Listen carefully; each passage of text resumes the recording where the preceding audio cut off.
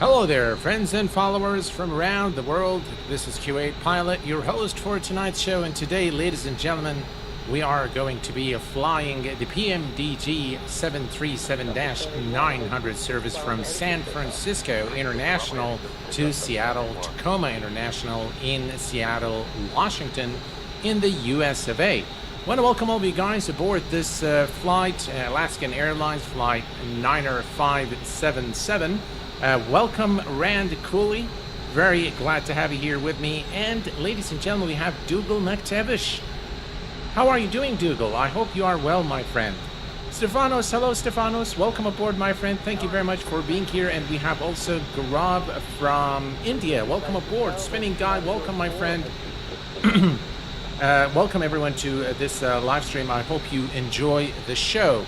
It looks like all of you guys, or the majority of you guys, want me to have FSLTL. So this is what we're going to do today in this flight. And it looks like it's a busy day here at San Francisco International. It looks like all the aircraft are lining up for departure, runway 28 left and 28 right. So we want to get the aircraft all set up and ready to go before it gets really busy here at the airport. All right, so we are flying the Alaska Airlines. This is, by the way, a livery I got from the flightsim.to, which is a real-world livery with a proper registration number, November 4904 Alpha Sierra for Alaska Airlines. This is, again, a real-world scheduled route for the Boeing 739 aboard Alaska Airlines. So, first thing first, we are going to hop into the cockpit. And God, it's quite noisy out there. And we are going to turn on the battery and standby power. We are going to connect the ground power. And next, we are going to bring up GSX services and load. Nope, that's not what I wanted to do. Not Navigraph. All right, GSX. And we are going to request boarding. Boarding requested. All right, boarding is requested. And that will bring up the jetway and load up the aircraft and get things ready for departure. Okay, in the meanwhile, in the cockpit, we're going to do the cockpit preparation. So we are going to first, let's set up our load and balance. And no, that's not what I wanted to do. 4, 3. There we go.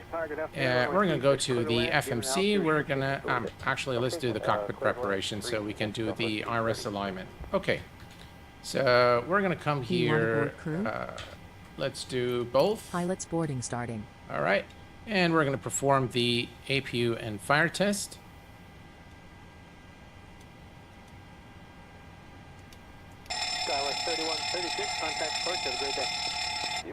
All right, and cargo fire test. Excellent. And then we're going to test the APU. All right, all set here, and got the aircraft's power up. We can test that. I think we need the alignment before we can perform this test. That's fine. Okay. So we're going to go up here to the overhead panel. Boarding starting. And the stall warning test normally takes a little bit of time to be operational. The Mach speed test is done.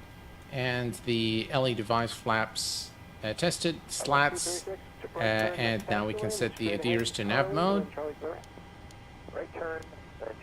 And of course, I've set this to immediate alignment, so it's not going to take much to... as soon as we enter the position, it says iris display 0, so we already have the alignment there. All right. The overhead panel here, let's see here. Yaw damper is on. Might flip back. No? Okay. And left after fuel pump is on. We are going to turn on the emergency lights. And the fasten seatbelt sign is on. Window heat can go on as well. And hydraulics. Everything here, trim air on, and recirc fan to auto. And everything here can stay off for the time being. and we'll worry about the altitude, the flight altitude, once we have set up our flight plan. All right, perfect. The position light is to steady, and we are now through with the overhead panel, so we're going to go back to the FMC. All right, perfect. Let's go to position in it. We are currently at San Francisco, Kilo, Sierra, Foxtrot, Oscar, and we are going to Seattle. All right, routes. Excellent. We can bring up our friendly SimBrief panel. We have the flight. As you can see, we are Alaska Airlines, flight 90577. Service to Seattle. So we're going to enter the origin airport, Kilo Sierra, India Alpha, Echo, beg your pardon, Echo Alpha, and we are Alaska Airlines 90577. Excellent. And from the departure, we're going to take a look. I'll do the briefing for the departure right before we taxi. We have Parrot Ski. Hello, my friend. Welcome aboard. Glad to have you here. And Toady, good evening to you, my friend. Glad to have you here. Butter Landings as well as here. Howdy, my friend. Omar Wali, welcome, my friend. Glad to have you here.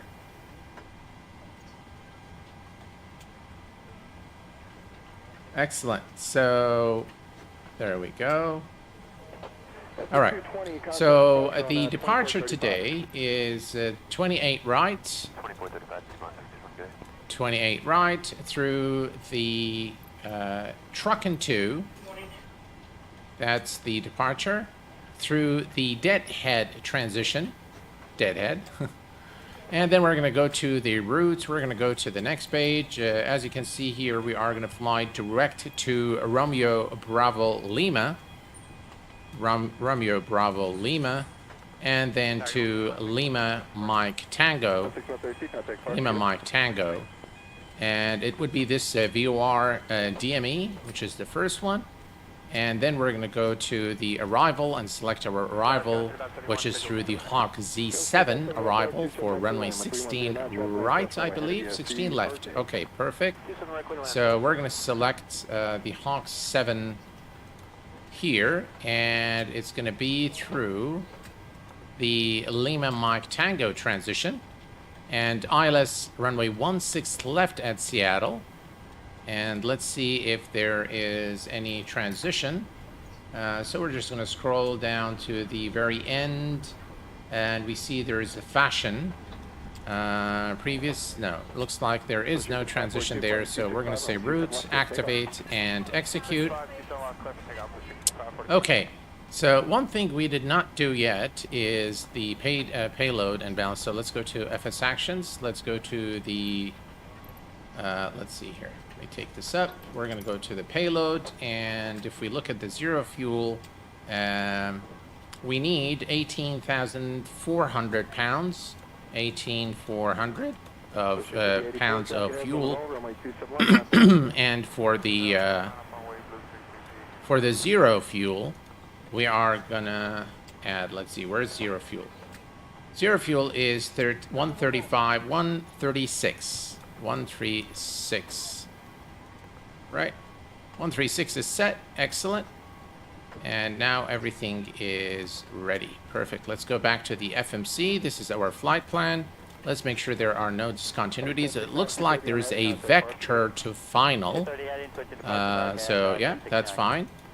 And everything is good here. Initial reference. Let's go ahead and key in the zero fuel 136. Reserve would be 5. So we'll just put 5. It's 5,000, so we'll just put 5 here. And the cost index for the flight today is 74. So 74 is in the cost index. Flight level, let's see, 360. We're unable, so we'll use 357. 35, actually 35 is fine. Okay, 350. Cruise wind is, we're interested in this one here, which is the top of climb wind. Or actually, let's put the average wind. The average wind is 328.74, 328. 74. Brilliant. Transition altitude in the USA is 18,000 feet. And we're good here. Executes. Perfect. N1 limit. Derate the takeoff. We're going to go to the takeoff. We're going to select flaps 5 for departure. And the center of gravity 27.5 gives us a trim today of 4.67 and a V1 of 144, V-rotate of 146, and V2 of 155. All right. Excellent. Everything is set up here in the FMC. Good time for us now to start the APU. So let's come here and start the APU. Perfect. APU starting now.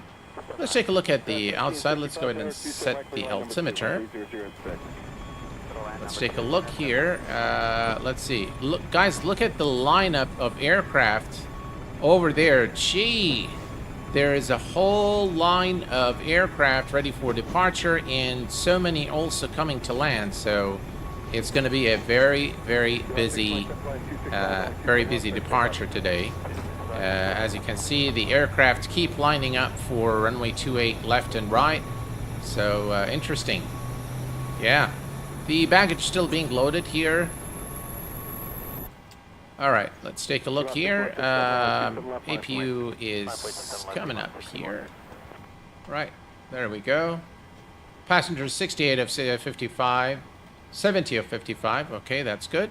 APU is now available. Excellent. We're going to turn on the APU bleed and we're going to put the packs on high. And that should keep the cabin temperature suitable for our customers aboard this Alaska Airlines, passengers. And 35,000 feet is set. And everything is looking good. All right, so we just wait for the passengers now. We can set the altitude here on the MCP to 35,000 feet. All right, 35,000. And we're gonna, the speed is, let me go back to the init here, takeoff, 155 for V2, 155 for V2. All right, 155, flight directors are on both sides. Excellent. Auto brake to rejected takeoff. The runway heading 284. So let's set this to runway heading, which is 284 degrees. We're departing actually runway 28 right today, are we? Let me see here. I'll check. First, let me check the trim. 4.78. And let's see here. Legs page. Departures. Which runway did we... 28 right. Okay. All right. So 284 degrees is the runway heading.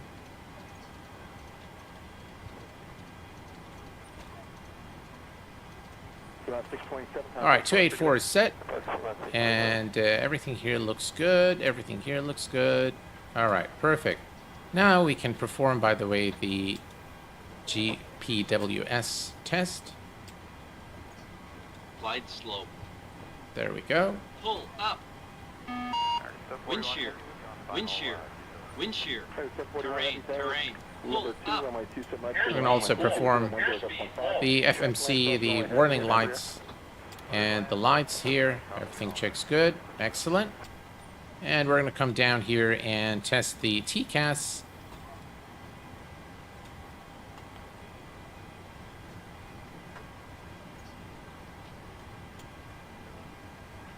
TCAS test pass. All right, TCAS test pass. So all the tests have been performed. All is looking good. George FS Videos, how are you doing, my friend? Welcome aboard. Arc Flight, hello there, my friend. Glad to have you here.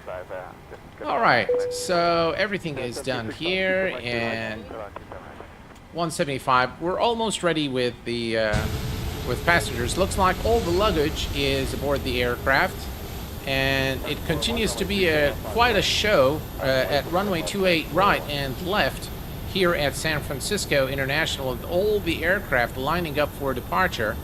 So that's a lot of aircraft. Busy skies today here at San Francisco.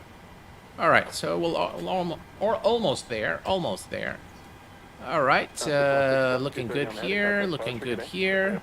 We're going to turn on the fuel pumps.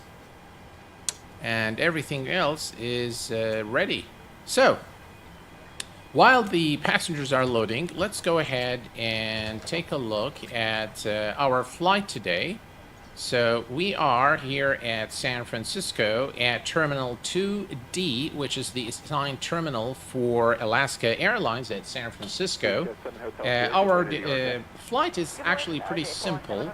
So we are right now located here at, as you can see, Terminal 2. We are going to push back out of our position. We're going to take taxiway Alpha Echo Foxtrot, and then we're going to remain on Foxtrot all the way to, we're going to cross runway 28 left through taxiway Charlie, and then depart runway 28 right as per the flight plan. So that's the, that's our taxi route today to the runway. And then we are, if we go to San Francisco, we have the Truckin 2. So that's a SID, Truckin 2. That's the departure. So that's our departure today out of 28 right. And what it says here, if we look at the instructions, all right, so says this SID requires takeoff minimums. For standard minimums, refer to the airport chart. Runway, no, we're not interested. We're interested in runway 28 left and 28 right. So 28 right standard or lower than standard if authorized, with a minimum climb of 560 per nautical miles to 2100. And then it says here, the initial climb is climb heading 284 degrees to 520 and at or below 210 knots. So we need to be below 210 knots up to 520, then right, then direct to Truckin. Okay, so there is our initial climb. And that is, by the way, 520 here. You can see it on the chart. This is 520. So we need to keep our speed at 210 until we reach 520 here.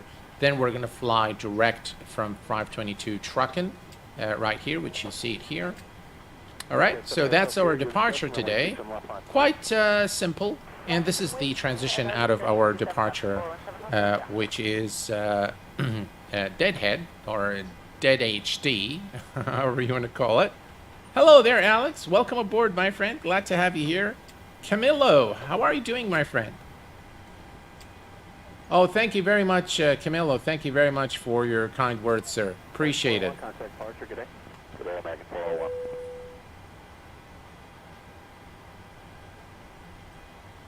All right. We are good here, and it looks like the boarding is complete. So if we look here at GSX, yeah, boarding is complete. Let's see. Yeah, boarding completed. Perfect.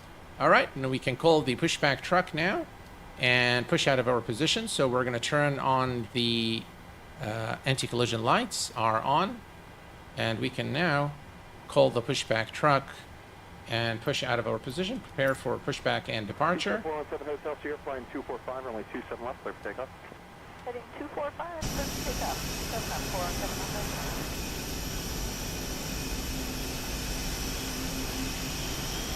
Hotel. Didn't close the door automatically for us, so we'll go ahead and do that. All right, let me set the brakes. Parking brake sets, and wheel chocks removed. Ground services, disconnecting the GPU. And now we can go back to the menu, select the FMC, select climb. Completed. Bypass pin inserted. Perfect. Right. Mr. Martini, hello, my friend. Welcome aboard. Glad to have you here with us. Today, 3 heavy tires. Good afternoon, number 2, runway 27 right clear lane with 3106. All right, we are ready to go. More aircraft are heading to the runway.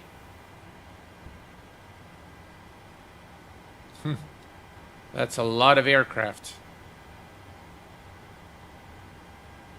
Locking gear. All right, locking gear.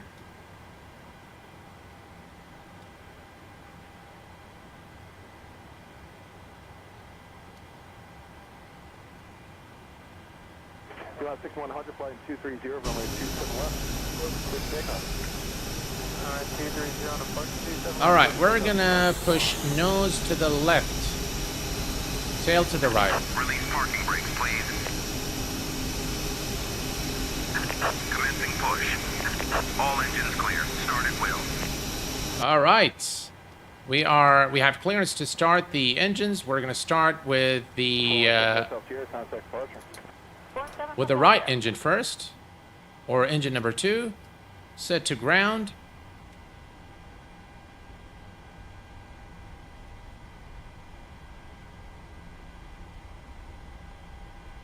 Hello, Dave. How are you doing, my friend? Glad to have you here. All right, 20% fuel is coming on. 6149, runway 27 left, last lane.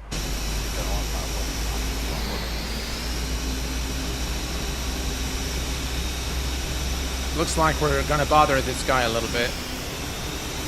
Guys, just look at the amount of aircraft all heading to the runway 28 left and right. It's gonna be quite a show there for departure.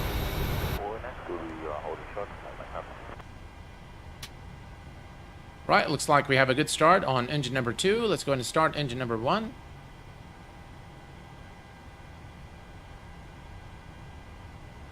Please set parking brakes. All right. Parking brake set. 20%. There we go. 8245, 271, clear for takeoff, 61. Waiting your confirmation for a good engine start. All right, let's confirm engine start, GSX, and confirm engine start. We have a good engine start. Right, and we have now engine number 1 starting. By the way, we can come here, turn this to high, close the valve, turn this on. Right, flaps 5. Right, both engines are now clear, and we have a good start on both engines. We're going to select the gens. Engine start switches to continuous, and we can go now the packs to auto, isolation valve to auto, recirc fan is auto, and we can turn off the APU bleed and turn off the APU. Excellent. And we'll just wait for the ground crew. Bypass pin removed. And we're going to turn on the Right is clear. TCAS. Excellent. Here's another, looks like Air Canada. Is it Air Canada? Not sure. What is this airline? Wow, very busy day, without a doubt. Flaps 5, rejected takeoff, everything's set. We're just going to wait for the ground crew there, where he is. There he is. Okay, so we're just going to wait for him to give us the signal, and we'll be on our way, folks.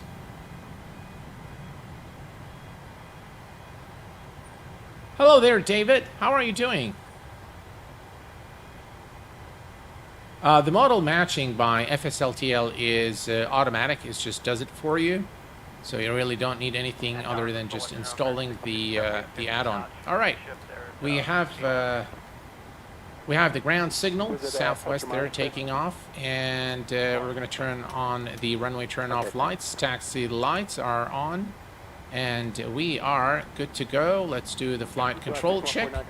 Full up, full down, full left, full right, neutral, pedal full left, full right, neutral, and the before taxi checklist is complete. And we are good to go. All right. Let's give it some power. And let's head over to the runway. It's going to be very interesting. I'm not sure what is our current order for takeoff, but it looks like there is a host of aircraft waiting to depart at runway 28 right. So we're just going to have to wait our turn.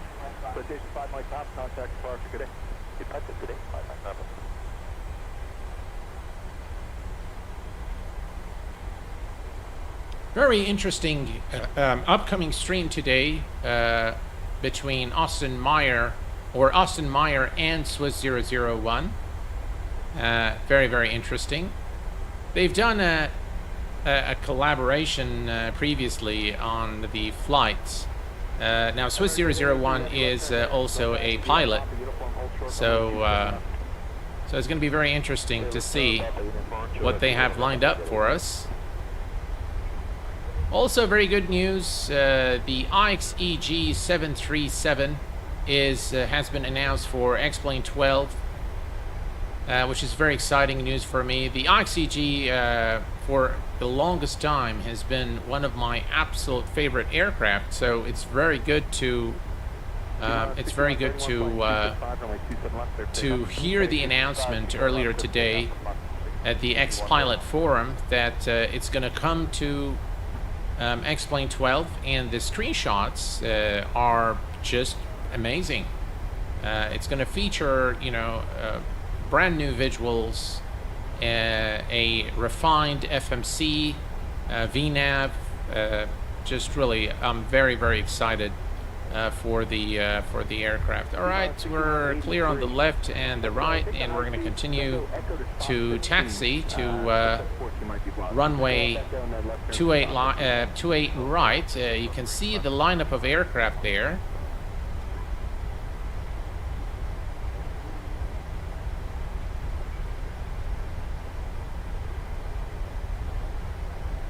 Right, and clear on the left, clear on the right.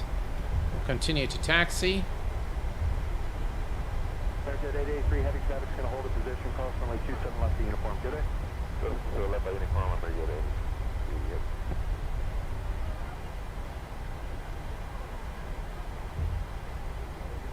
Hey, Gaber, how are you doing, my friend?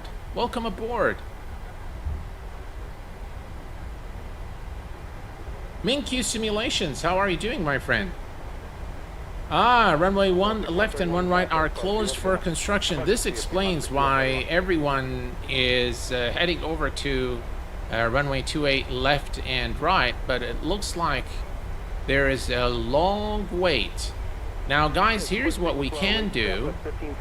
We can just go through all these aircrafts, or we can wait and just, to be completely realistic, we can wait our turn. It's up to you guys, but it's going to take some time to actually get. Ooh, what's that? It's going to take some time for us to, to be cleared for takeoff. So let's wait. All right. Yeah, let's wait. Okay, we'll wait. Because the line here of all these aircraft, they're actually waiting for some aircraft on approach. So it looks like as soon as, a couple of aircraft land, they let a couple of aircraft go. And yeah, it's going to be very interesting here to just wait and see how long it takes and how many aircraft will line up behind us. Right, I think that's good. We can bring the aircraft to a stop here, and we can see the traffic here on the runway. Wait our turn. Okay, we'll wait. Hey, Carl, how are you doing, my friend? Glad to have you here. No, you're not late. We're just about to get started here, and we're gonna wait for our turn here. Guys, look at this. Gee, look at that. You see all these aircraft coming to land, and it looks like we are going to have to wait. Look at all this lineup of aircraft. Oh, gee. Look at that, guys. Yeah, there's a lot of aircraft coming to land, now, and it looks like Alaska is one of the top aircraft here in United. Look at that. Yeah, here are a couple of aircraft coming to land. Ooh, looks like they're landing. Go around for sure. Both of them. What are those guys doing?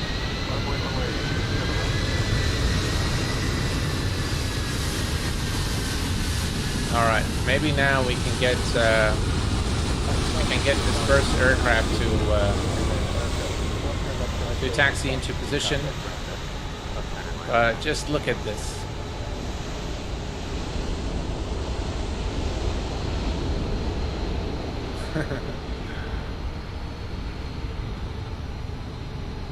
That's going to be a long wait. There's another. That's why he hasn't been cleared. Another aircraft's coming to land here.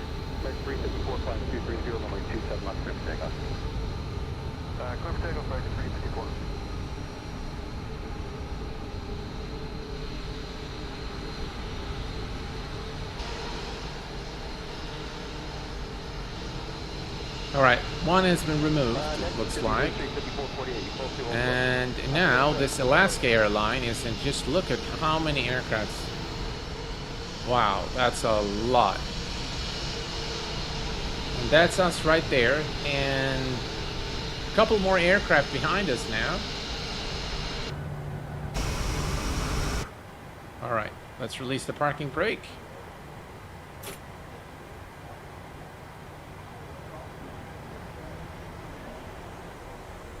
Pushing 5187, contact departure. Departure, pushing 5187.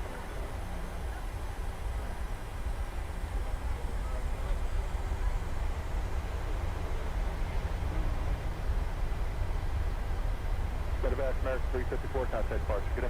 Good day, American. All right, Medevac. and we come to a complete stop here once more until, well, maybe it's not too bad.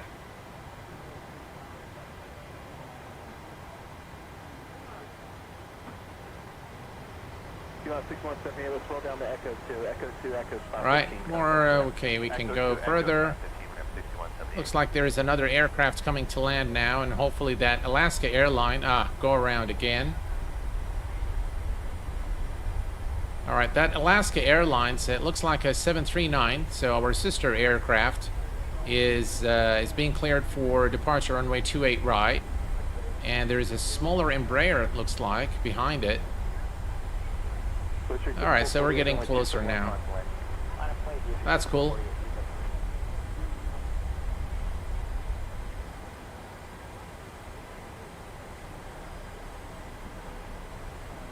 Looks like all of them are for 28 right. And there is another aircraft coming to land. I think he's going to go around. You can tell that air traffic control isn't doing a good job at all today. And there's just an influx of aircraft here at San Francisco. Now, this data comes from Flight Radar 24. Yeah, definitely go around there. Another Alaska Airlines.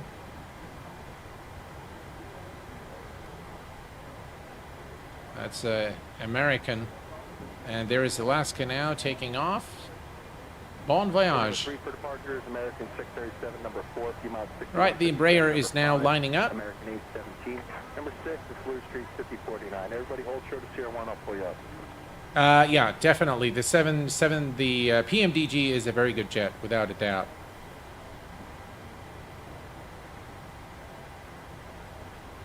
These are all AI, yes, that is correct. But I love it. I love FSLTL. Looks like you guys did not want to fly with me today. And I do understand that during a stream that you guys, you know, want the real world procedures. And it takes away from the realism when you fly in multiplayer mode, which I understand. So that's perfectly fine with me. And it looks like, so I've run a poll to sort of get the feel for P3D. And while the poll results showed, you know, favoring and not, showing any P3D content, I think there is a good bunch of you guys who actually are interested in P3D, considering that that poll was a very popular poll. About 1,500 votes on that, and about 46-47% actually wants to see P3D. So the Phoenix is a nice jet as well. Yeah, Phoenix, the Leonardo software, the BAE 146. I fly P3D version 5 still. Looks nice. Yeah, Carl, I think a lot of people do still. And there are some excellent airliners as well as GA aircraft. I will note here the A2A simulations aircraft. There are just absolutely superb study level general aviation aircraft. And then of course iFly has released the 737 MAX.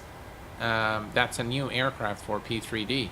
So it would be interesting to take a look and see you see what those aircraft look like and what they can do in the sim.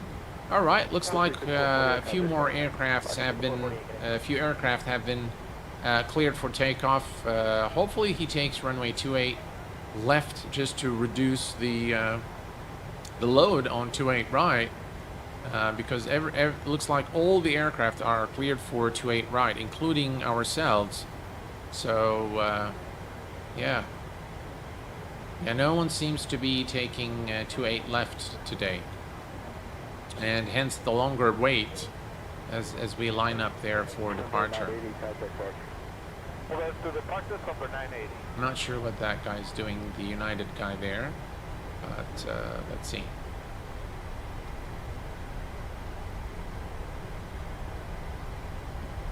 Right, there's definitely an aircraft coming to land, and he will more than likely go around now. I'm not sure what this guy's doing there. Ah, they're waiting for the aircraft. Okay. I think I'm in a hurry. That's a long wait. Definitely. Is he going around? No, he's landing. He's landing. All right, here we go. Let's bring the aircraft to a stop here once more. Let's switch to external view here and take a look. Yeah, he's definitely landing. He's taking his own sweet time. Look at the lineup of aircraft right there behind me. There's a whole line of aircraft just coming now. Gee. All right. Yeah, no one seems to be flying out of 28 left today. So all aircraft are going to 28 right. All right. Well, we've been waiting for some time, but Captain, my game's slow. Run 380 and I-9. So we do RTX driver update. I always recommend that you have the latest drivers. Ooh, look at that, 747. Yeah.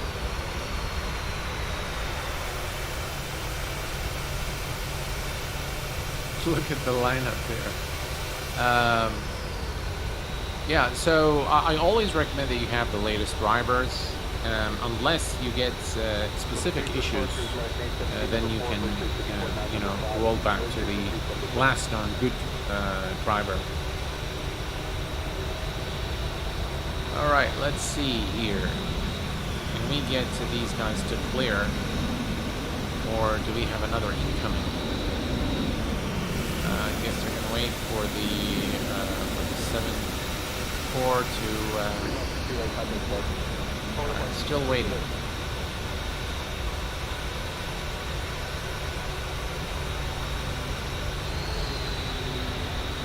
Right, we can. Yeah, there's another incoming. Very busy day here at San Francisco. So you guys have to bear with me. FS Labs hardworking, making a study level Concorde. A330, A320neo for P3D, TFDI, MD-11 for P3D. Yeah, I mean, the platform, the developers are still pretty much active for P3D. The platform itself, though, if you look at the content being created, there's very little P3D content now. And for known reasons, I think the flight sim deck has released a short footage of P3D. I believe it was one of the A2A aircraft, maybe the 172, landing at Innsbruck just today, and it looks pretty good. Yeah. All right, finally, looks like United has been cleared for takeoff after that last landing. So hopefully no more aircraft on approach so that we can get on our way to Seattle. I will use a little bit of time compression today because I realize that it's a very long flight and we've already spent a lot of time here in San Francisco. So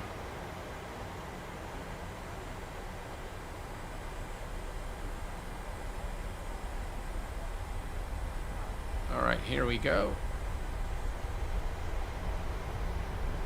Very, very busy day here at San Francisco. With all the aircraft departing out of one runway for some reason. But there is United now taking off. Brilliant. I don't see any more incoming. By the way, we are flying real time, real weather today.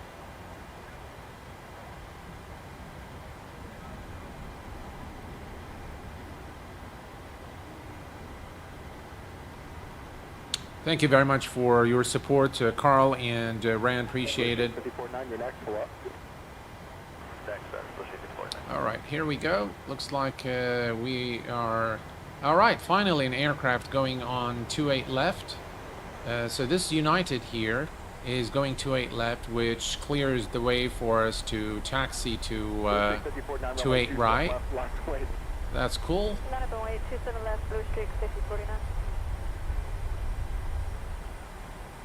All right, we're just going to wait for... All right, here we go. I think we can taxi over to runway 28 right.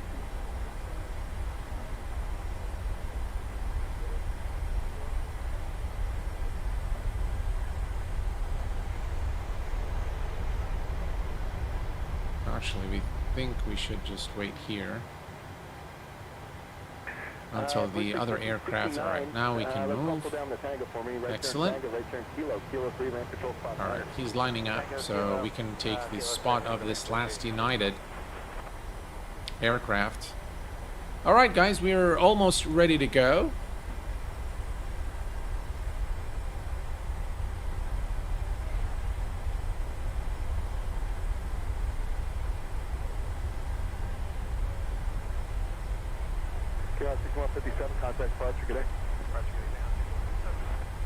And here's 28 left.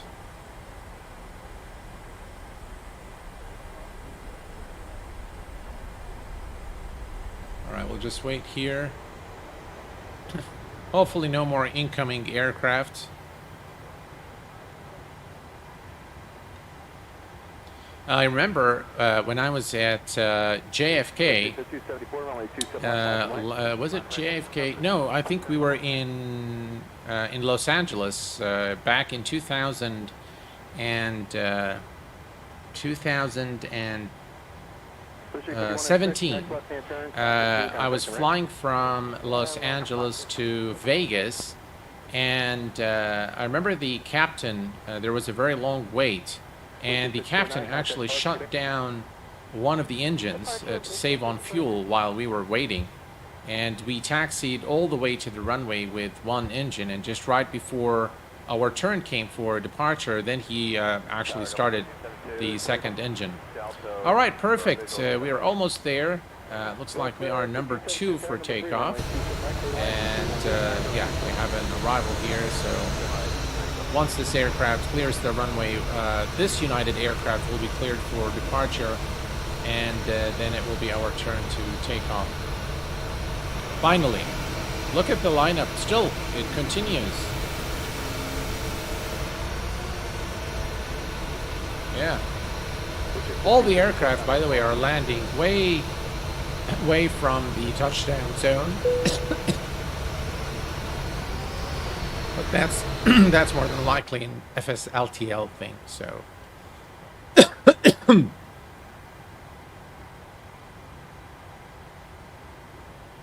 All right. It's been quite a wait for all these aircraft to clear the clear runway 28 left, and almost our turn is coming, unless there is another incoming. Day 14, right turn Tango, right turn Kilo, and just hold short of Quebec for now. Tango Kilo, short of Quebec. Ah, there is another one. Without a doubt. Looks like this is another United. That's an A319, looks like. All right, any more? Hopefully not. So once he lands and clears the runway, then this United aircraft will be cleared. 2002, looks like you got the high speed spot 14, contact ramp there, okay? High speed spot 14, ground, make sure you ramp. Peace and nature. Welcome to the Q8 Pilot channel, my friend. Thank you for your subscription. Hello, Alex. How are you doing? Alex, you have been very, very helpful on the Discord, really. I really appreciate all your help there for the community. Very kind of you. Thank you very much for all the support you've been extending to everybody on the Discord server. All right, come on. Takeoff. Any more incoming? No. So he should be cleared. I think the runway's clear. Ah, finally, he's gone. All right, perfect. All right, let's go ahead and take off, guys. Landing lights are on. And strobes are on. Auto throttle is on. And we are cleared for takeoff, runway 28 right. Again, just as a reminder, according to our departure brief, we are going to maintain 210 knots until 5:20, and then we're going to fly direct to, was it Tucson 7? Truckin, something like that. All right, here we go. Runway is clear.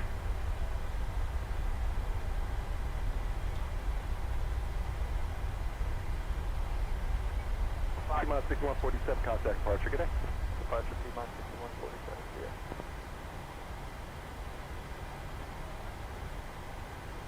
yeah. All right, perfect. Finally, what a long wait. Right, we're going to take N1 to about 40%.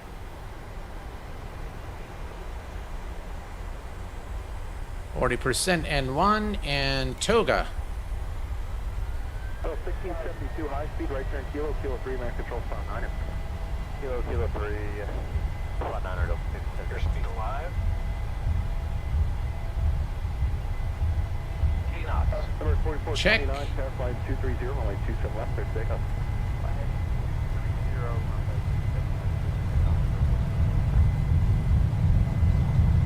E1, rotate. Rotate.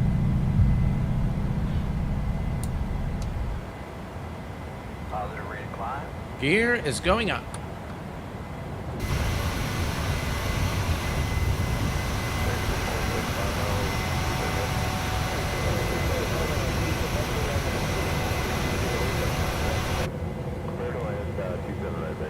All right, let's begin our turn. There we go. And here is the turn.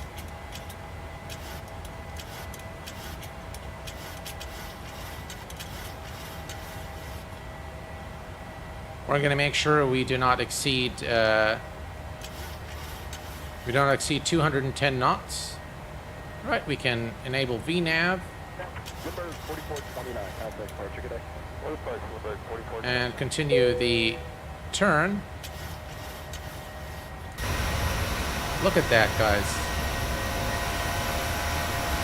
What a beautiful departure.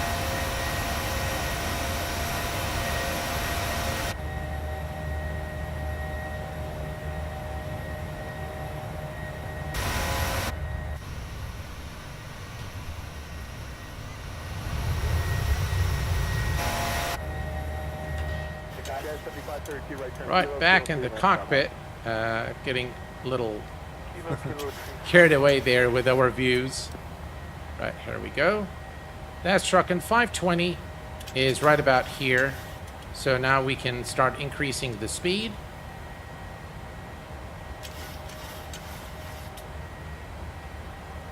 All right, landing gear to the off position. And we can begin retracting the flaps.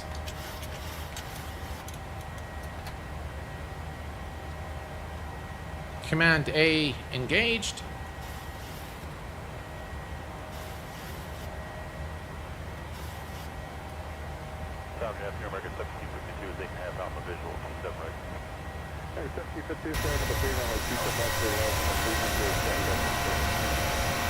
And here is a view of the beautiful city of San Francisco right there.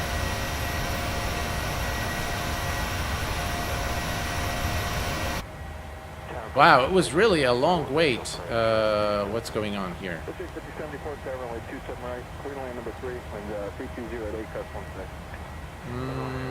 It's doing strange things. Why is that? Alright. Here's what we'll do. Ah! That's because LNAV is not engaged.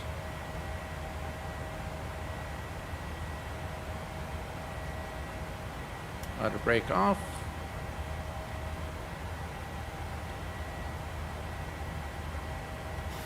American 1367, make right turn Tango, then Kilo Romeo. See if the ramp will take you there at spot 6. If not, let me know. Kilo Romeo will go, American.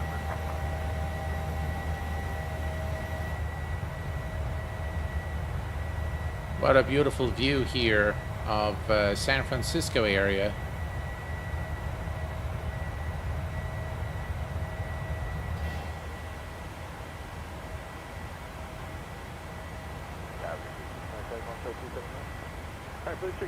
Right, we're approaching 10,000 feet, landing lights off, runway turn off lights and taxi lights off, engine start selectors to auto, and everything else here is good. We can go ahead and release the passengers and cabin crew and continue our climb.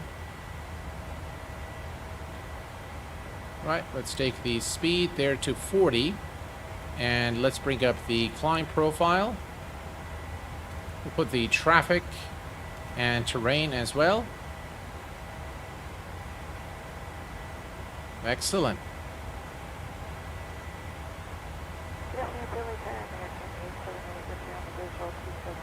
All right, folks, we are now climbing to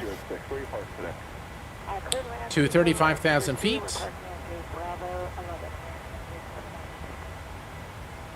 All's looking good.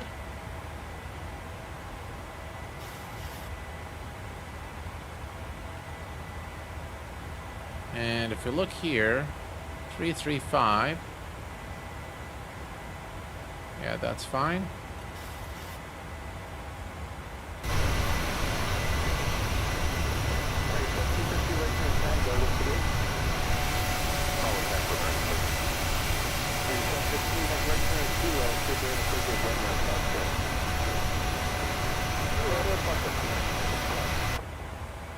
Just really a lovely view. I can see a lot of traffic still in the airspace ahead.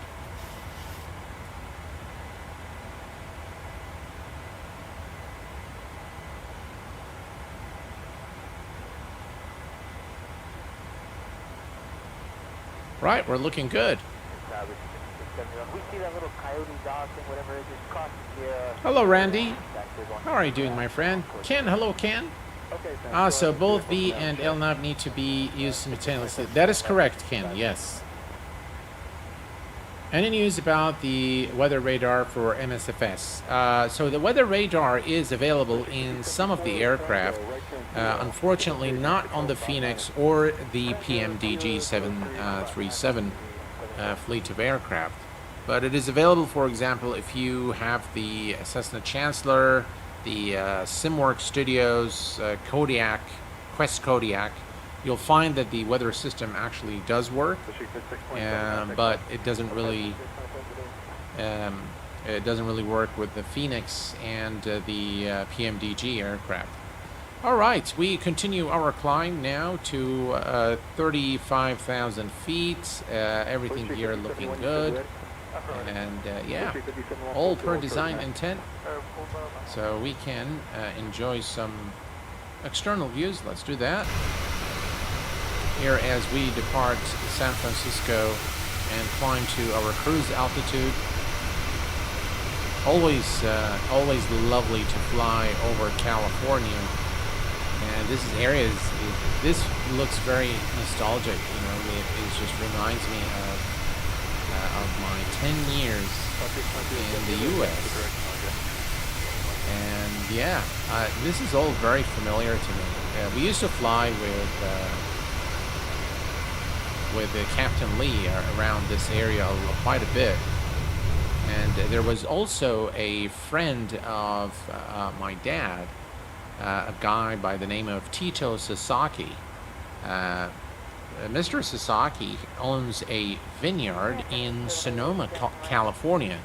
He's all into wine tasting, and obviously he has a vineyard where, you know, they grow grapes for the production of wine in Sonoma.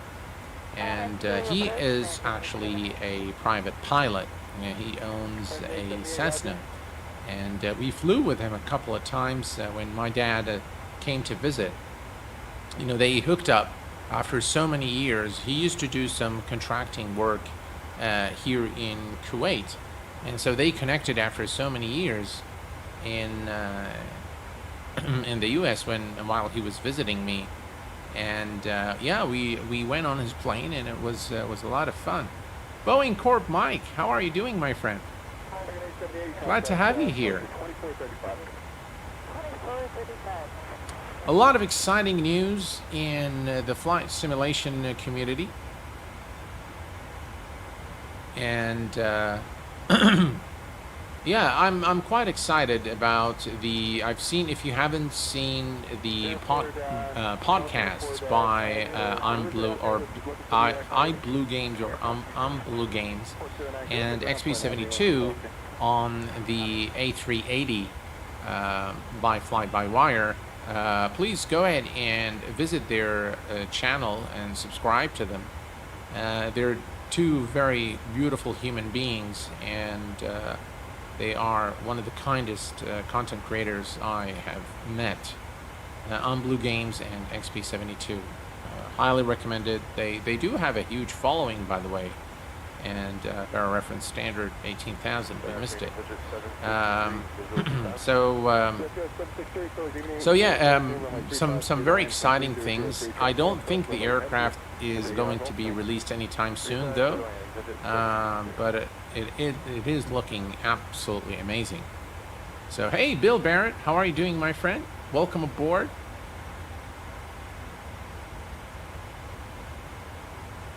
Omar, any news about yeah, so that we've covered.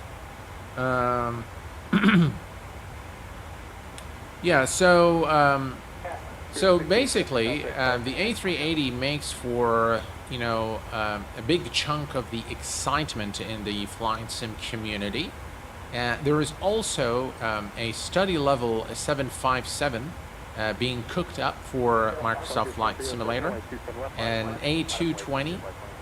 So there's a lot of aircrafts coming for Microsoft Flight Simulator. Now, I cannot, of course, vouch for the fidelity or how complex those are going to be, but there is an abundance of aircraft for Microsoft Flight Simulator, only a handful of which I recommend.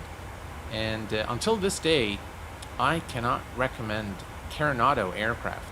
They are just, visually, by the way, they are stunning.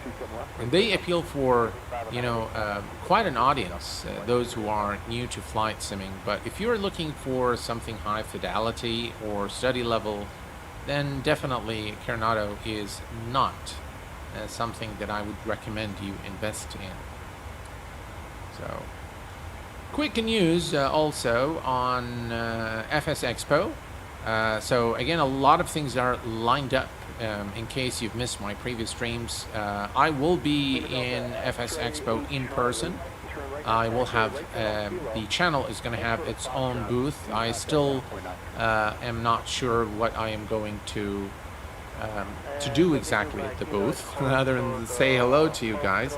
But I decided to be there and have a booth because I wanted to represent the content creators there, and I hope that I can represent them well at the expo.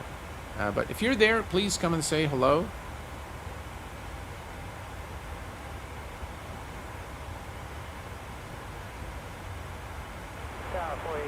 Mike, 635. Sir, 488 Alpha Mike Tower, runway 35, runway 3504. Runway 35, 488 Alpha Mike.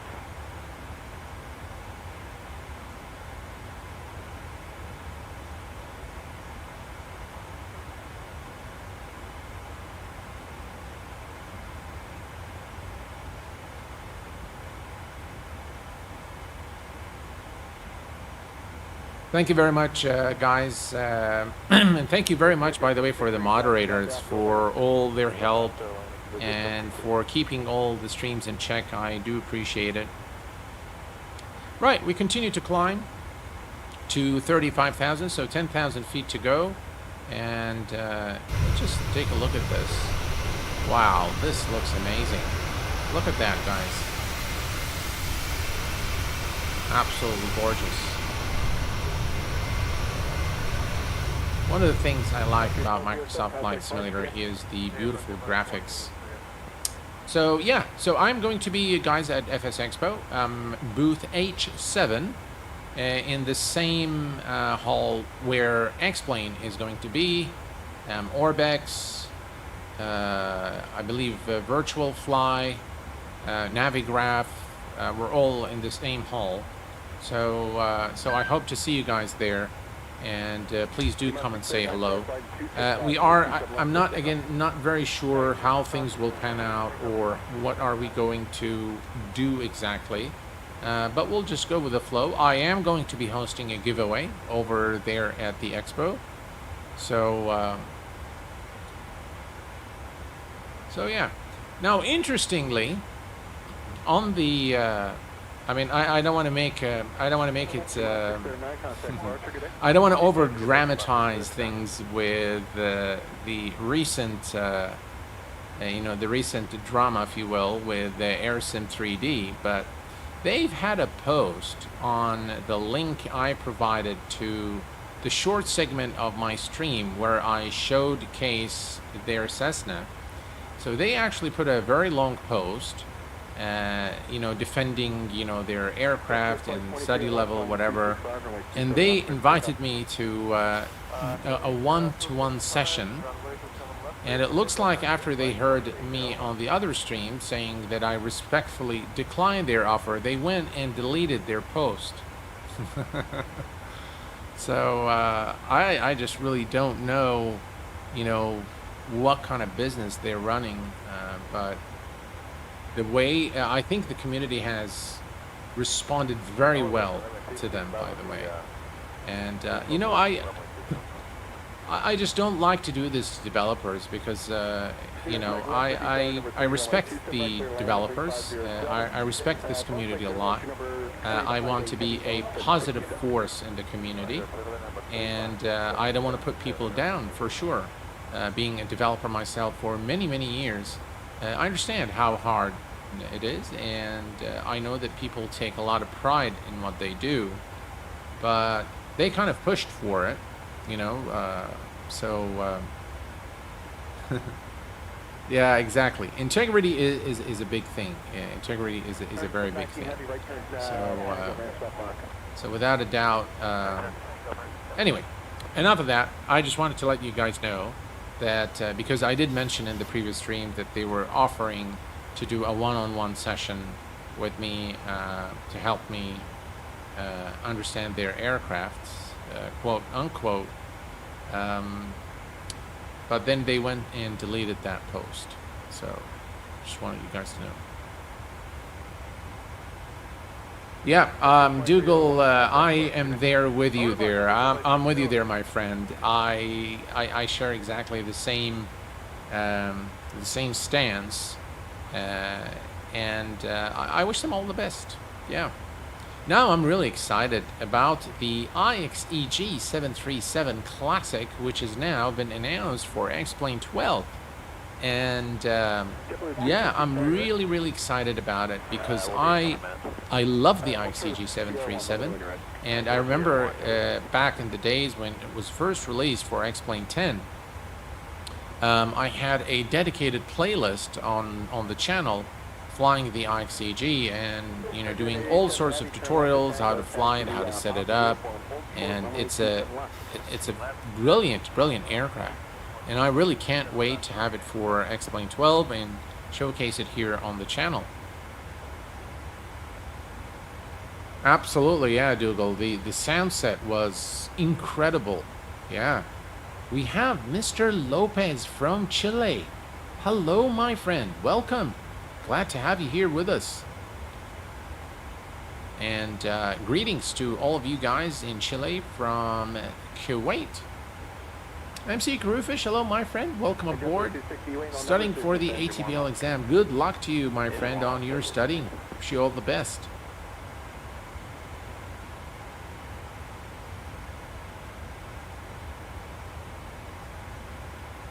I hear you there, Rand. I hear you, my friend.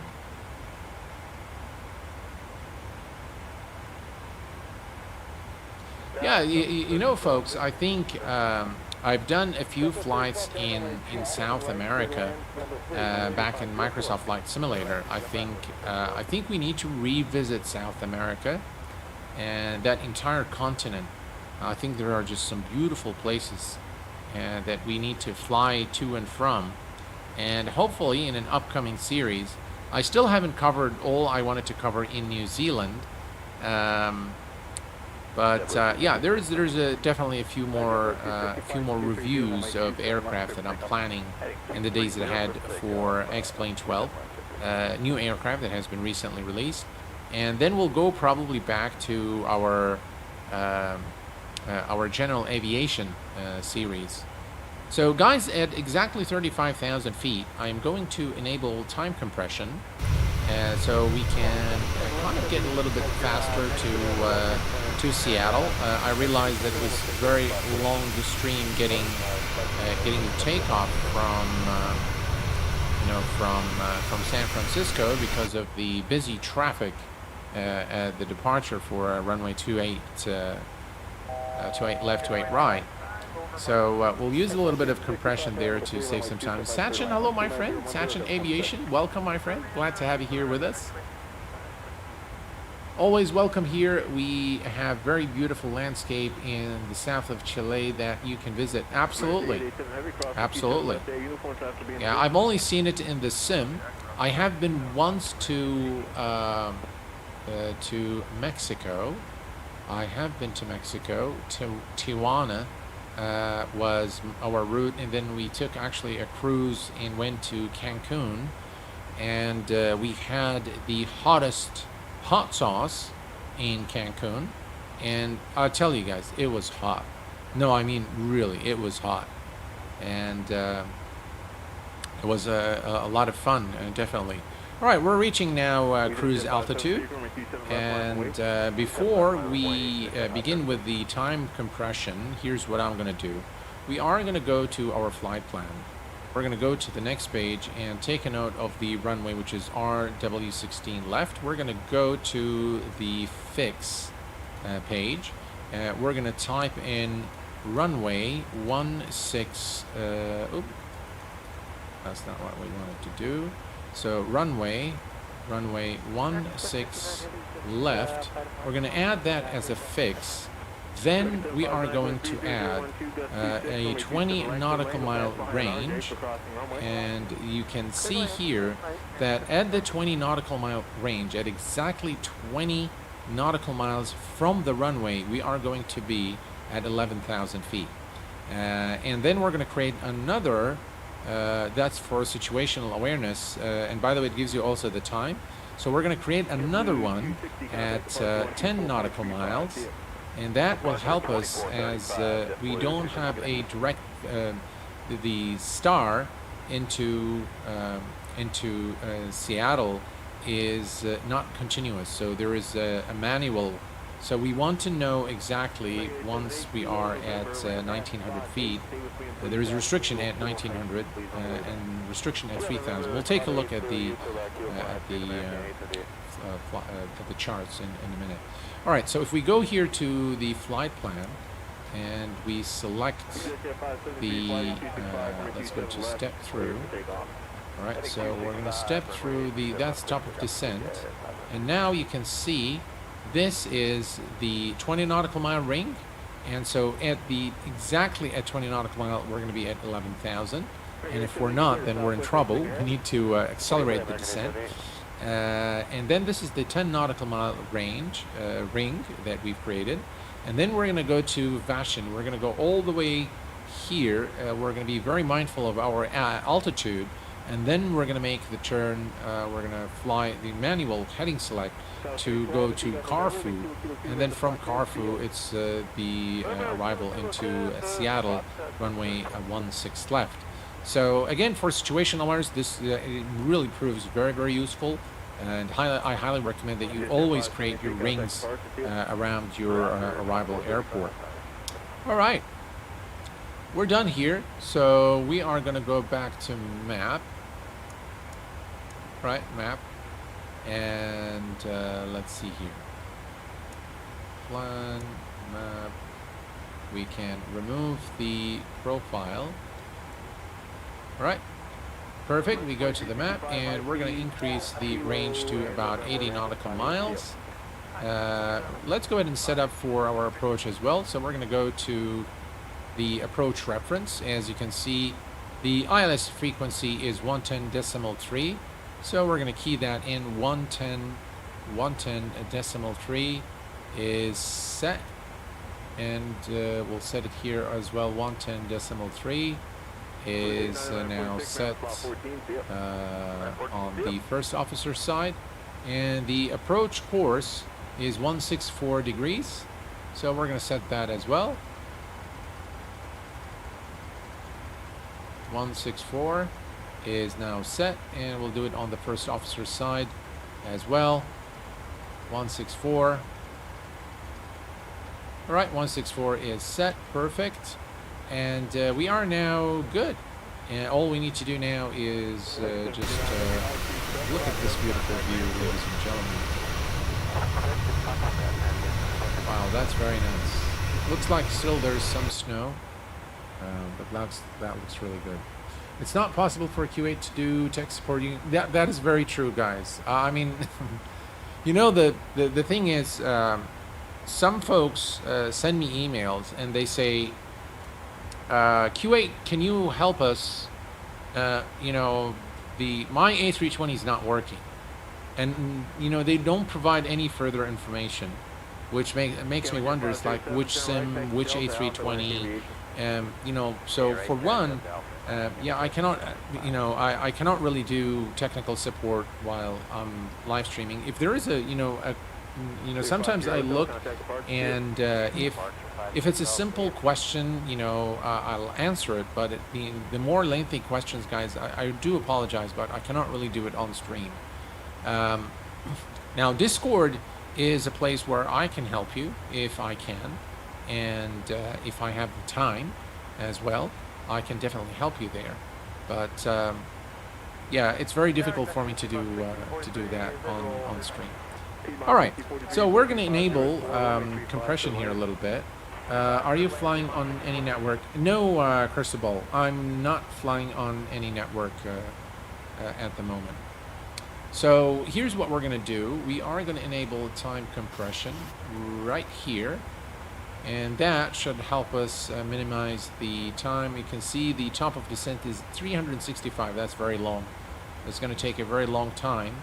So we'll enable the compression, and yeah, we'll enjoy the scenery. We'll still be able to enjoy the scenery. It should be an interesting approach into Seattle.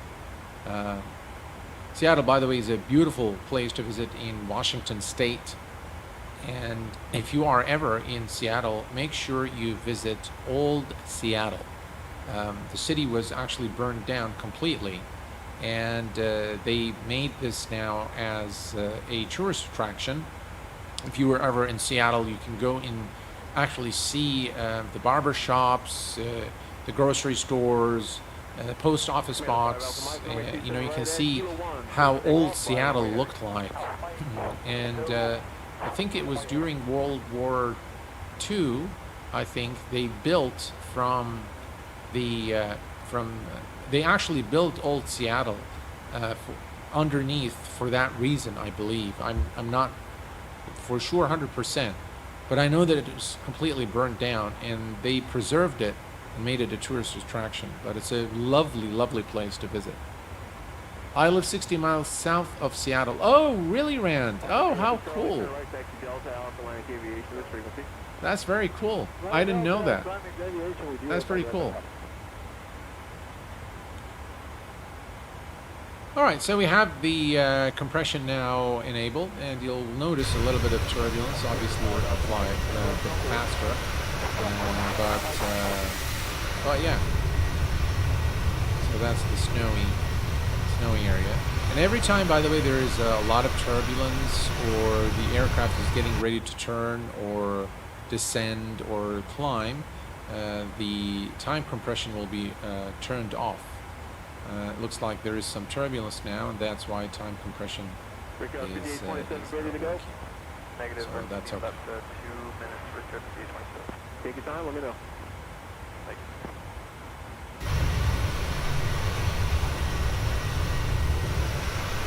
What a lovely sight.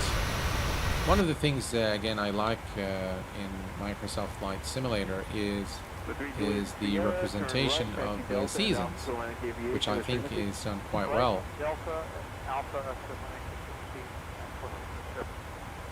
Alright, let's take a look here. 305.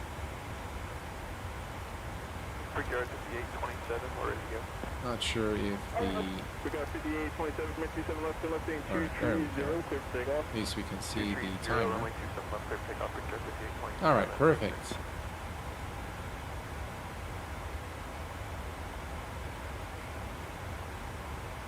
I know you guys have been wanting me to fly on the network, and I've set up IVAO again on this machine.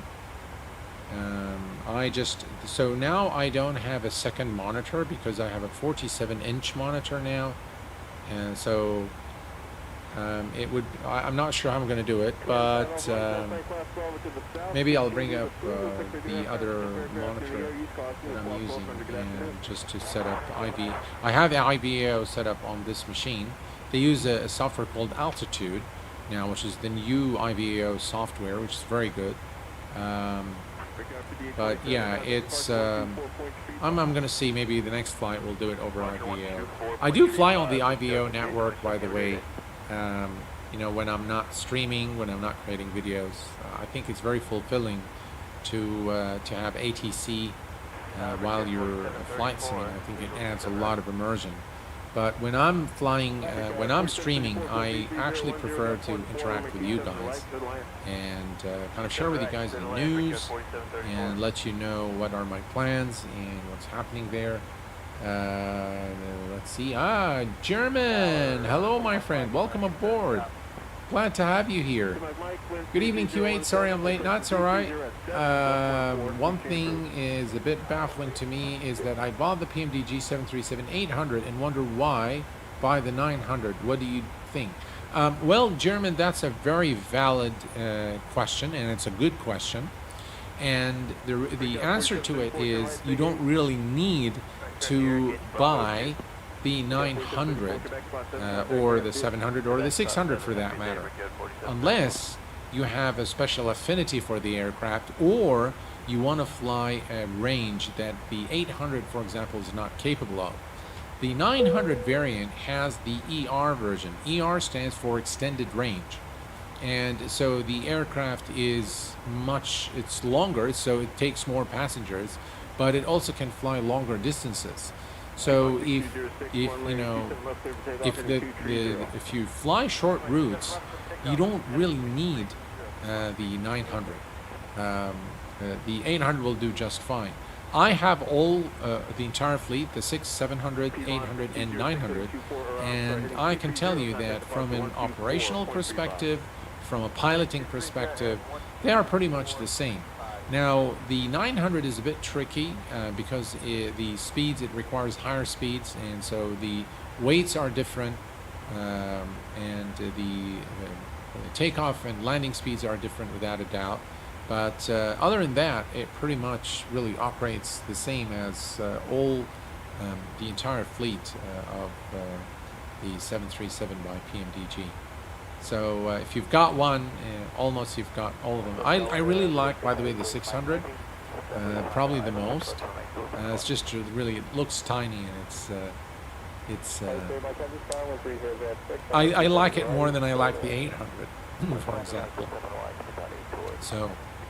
So yeah, they're pretty much the same fidelity, the same. There's a lot more equipment aboard the 900, but for the for the casual simmer, there isn't really much to compare the two variants. So my recommendation is, if you fly short routes, stick with your 800. No need to invest in any additional variant of the aircraft.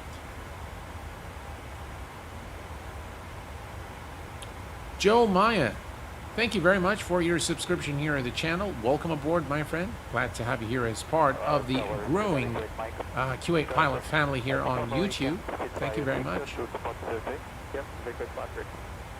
Yeah, you're fine. You're fine with the 800 German in that case. You don't really need to get the 900. That would be my recommendation. All right, folks. If we look at the top of descent, we are at about 214 nautical miles. And we are flying over a snowy area. Looks fantastic. That's one of the things I like in Microsoft Flight Simulator, is representation of seasons, which I think is done very well. The wind is 310 at 4, constellation for heavy 83. I've noticed one thing, folks, is that the channel subscribers are more interested in explained content. That is one thing that is for sure. I'm really not sure why. Is it because the channel was originally founded on really creating explained tutorials, and that's what I really focused on in the very beginning of of the inception of the channel. But yeah, what I've noticed is almost every time I put in a poll, and I like to always ask you guys what you want me to do, but every time I look, I create a poll, and there is a Microsoft and Explain. It's always, Explain content that wins. So.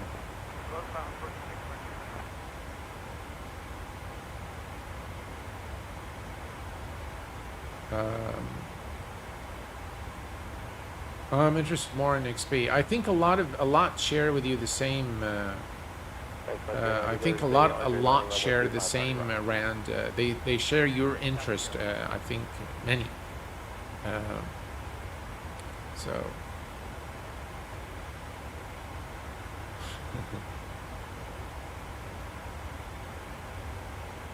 All right.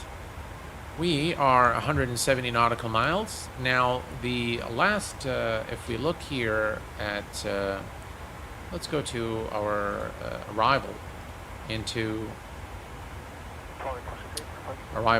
Seattle. Now, that's the Hawks Z. And if we look here, all right, so this is for all our runways.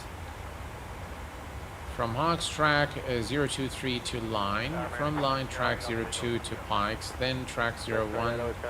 I don't think this, alright, so then it says, expect radar vectors to RNAV, RNP, ILS visual approach as assigned by ATC. Obviously, this is exactly what we're going to do, guys. And if we take a look at the approach plate for runway, let's see here. Let me go back to the flight. So we are arriving 16 left. All right, so if we go to 16 left here. All right, so that's 16 left, and as you can see, this is Vashon. So we're going to continue all the way here to Griffey, and from Griffey we'll go to Z-Key, and we're going to do a heading select, and then we're going to intercept the ILS for 16 left. Let's see if there is any additional. All right, missed approach, climb to 900 on heading of 165, then outbound on the Sierra Echo Alpha VOR, cross to Tibin, DME 2.4, or at below 2,000, then climb to 5,000, outbound on the VOR to Millet Inn, that's 11 DME, and hold. Continue climb, and hold to 5,000. Okay. American 2908 to right 1able, then go that's the climb here. That's the hold that they're talking about, explaining here for the missed approach. Hopefully, you know, we'll be able to land depending on. We don't know what the weather is like, so we'll take a look at the weather in a minute here. So let's go to information and let's select the weather. The weather over at Seattle is MVFR. 197 knot wind, visibility is 10 miles, which is good. Broken clouds at 2400, broken again at 4000. Current temperature is 6 Celsius with a dew point of -1, altimeter 3017, and it looks like we might have, let's see, automated station, precipitation, estimated sea level pressure. Yeah, it doesn't look like.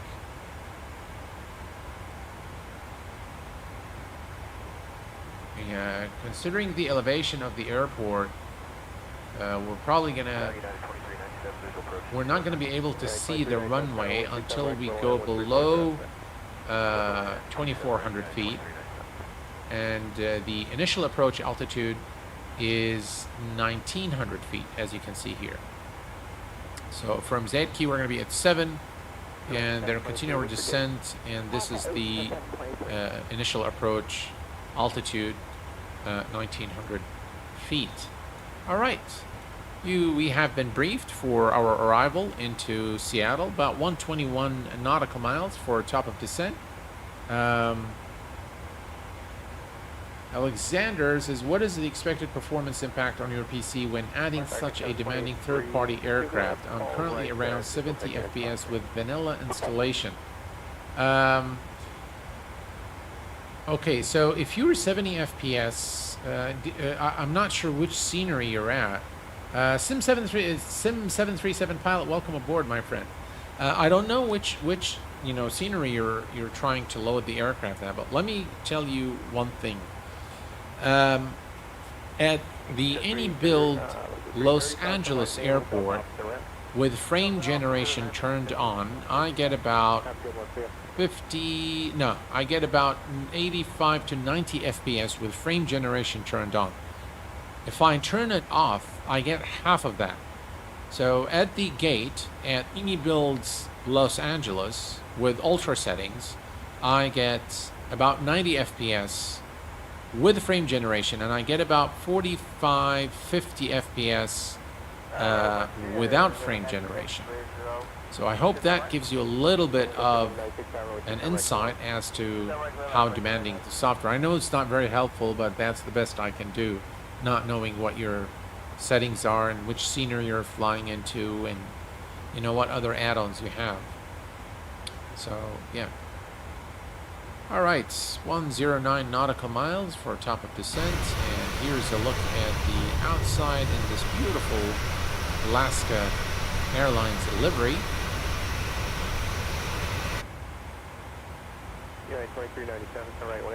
Q8, would you consider doing a flight in the Black Square analog King Air? That would be nice. Absolutely, German. I have done several flights in the analog Black Square King Air. One of the flights I've done was actually with a real-world King Air pilot, Captain Guillaume Fontes, who's been hosted here as a guest on the channel many times. And hopefully we can bring him another time and fly one of the smaller planes, again, one of the general aviation. I really enjoyed my time with Captain Guillaume, so hopefully we'll do it soon. On high FPSs, then fly a plane. I'll tell you what, guys, FPS isn't really the thing. Omari, hello, my friend. It's been a very long time. How are you doing? I'm on the road at the moment. We'll drop a comment in the box below later on. Good to see you. Well, good to see you, Omari. Thank you very much, my friend. So, guys, look, FPS isn't really what you should be aiming for. What you should be aiming for is a smooth, stutter-free experience. And for that, believe me, the visual fidelity in Microsoft Flight Simulator, you can still get very, very nice visuals with medium settings. You know, you can tweak some of the settings, you know, put them, you know, the ones that you really want them to be at ultra or high. You can set those and you can minimize everything else, and you can still get a very decent looking sim in terms of, you know, graphics, and you can have it stutter free. So what you're looking for is really the smooth experience. I know a lot of people have locked their frames at 30 FPS and they're getting phenomenal experience. So if you're above 30 FPS and smooth, you're fine. Yeah, absolutely. So we are now approximately 87 nautical miles. We're going to turn off the compression right after we arrive at the top of descent, which seems to be imminent here at 86 nautical miles. So we're almost there now. And let's go ahead and reset the MCP altitude. I'm going to go ahead and reset it to the final approach altitude, which is 1900 feet. Right, there we go. 1900 is set. Brilliant.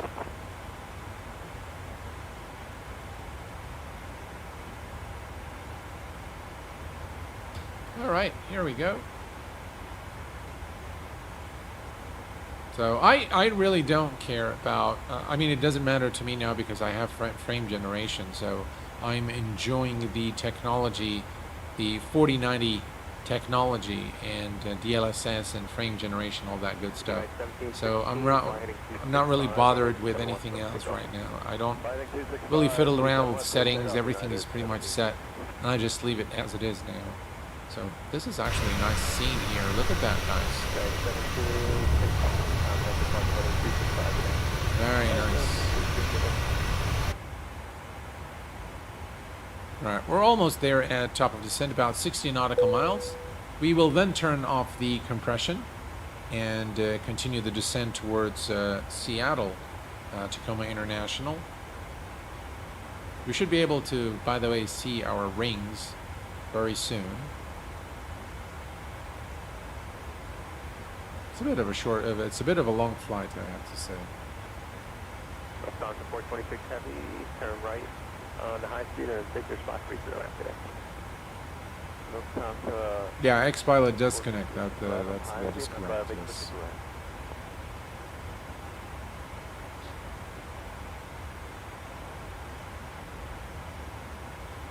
So our next stream is more than likely going to be an X-plane stream, and I'm actually thinking of flying the Zebo 737. I think that's what I'm going to fly in the next stream.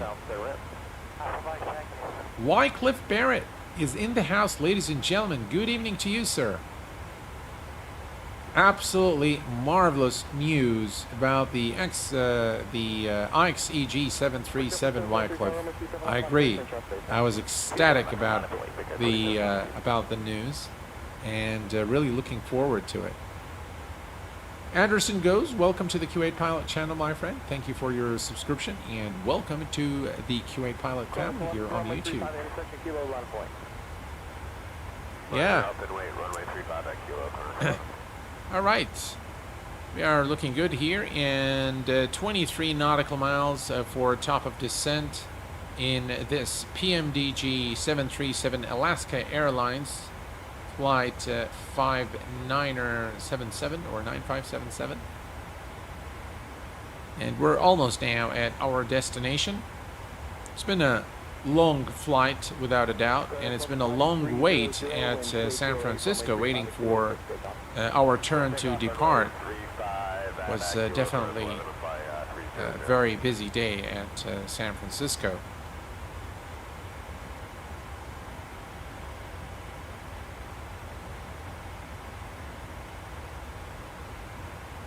Carl, you can check out the news on my Twitter. I posted, alright, so let me go ahead and turn off the compression. Alright, so compression turned off now, and we are about 2 nautical miles from top of descent. Here is the beautiful view out of the external view here. And we are almost there. We can now we can see the ring. Here is our 20 nautical mile ring,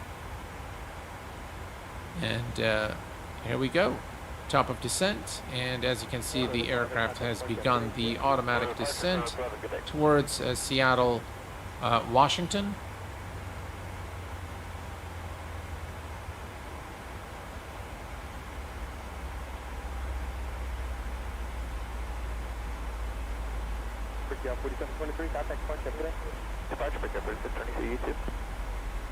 So basically, Carl, on the IXCG, they're going to do a complete revamp of the visuals, the graphics, the VNAV, FMC. So all of that is going to be revamped. They posted a few screenshots. By the way, it's going to also have animated doors, a completely redone cabin. Very, very exciting news for the 737 Classic by IXCG. Yeah, absolutely. So I really can't wait now for the aircraft to be released. I remember when the aircraft was originally in development. I was flying over to the UK, and I remember that I've sent an email to the developers, and I asked them that if they needed any help to let me know. And they were actually very nice. They were a bunch of really nice people. Yeah. Another reason why, you know, X-Plane remains to be a very competitive platform is the high fidelity aircraft available for the sim. Alright, we're descending at a very fast rate here. That's a bit excessive, 3,000.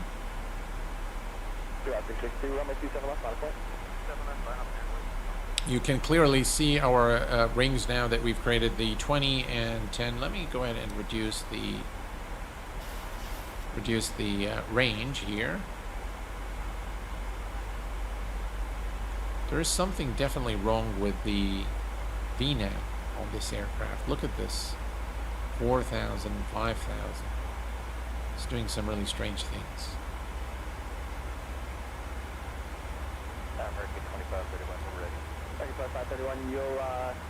Clouds are really nice in MSFS.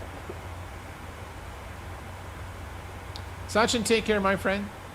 Thank you for spending some time with us here this evening. Appreciate it. Take care. We have Sankit 007. Hello, Captain. What add-ons are you using for the background ATC conversation? That would be FS ATC Chatter by Stick and Rudder Studios. It's a payware add-on, but it's excellent. I love it. I have it also for X-Plane, X-ATC Chatter. Right, we continue our descent now, 24,000 for 1900. We're looking good.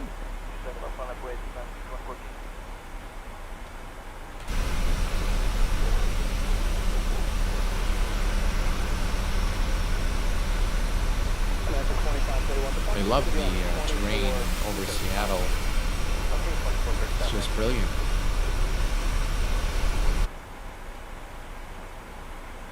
Street 5491, you're going to follow company 145 here from the Alright, left. I'll let you know when to move speed. up. The park is going to be 2435. Roger, fall behind the 145 and 2435. By the way, we can always bring up our descent profile right here. And we can put the terrain on the first officer side. Tower 1672, contact. Right. Goodbye. Good day, Delta 1672. Perfect. You're at 67 Victor Ave, DDL. 67 Victor, full bomb. So that's 67 Victor Ave, wind 280 runway 27 right, number 1, clear to land. Runway 27. A little bit of turbulence. Nothing too serious.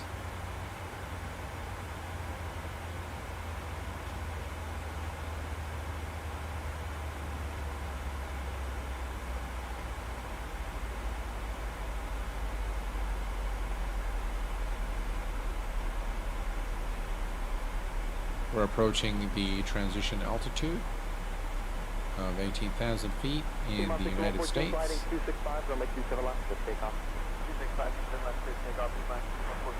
I love the descent profile in the 737. Tells you exactly what it shows you all the restrictions as you approach them, and it shows the descent rate. Very, very good. All right, we're almost there at the transition altitude, so we're going to set the baro 3017 and continue our descent. T-Bob 6062, contact park, have a good day. Better park, 2 P-Bob.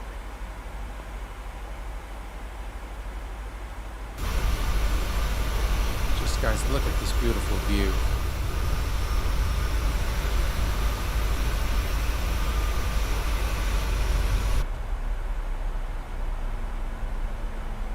American 2531, sliding 230, runway 27 left for takeoff. Just takeoff 27 left at 230, American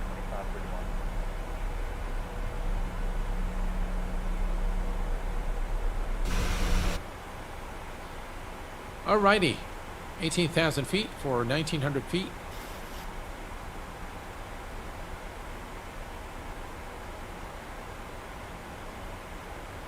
We are looking good. T-Bob 698, runway 27 left, bottom point.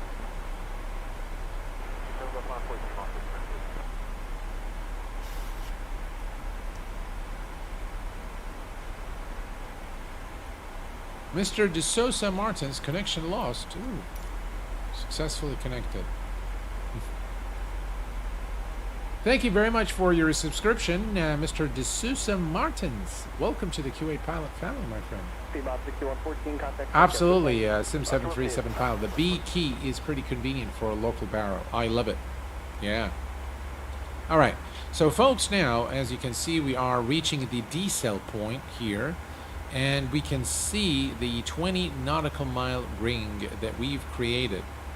So this is an indication that we're getting pretty close now, and the 20 nautical mile ring has been created exactly at runway 16 left. So the runway 16 left is the center of this circle.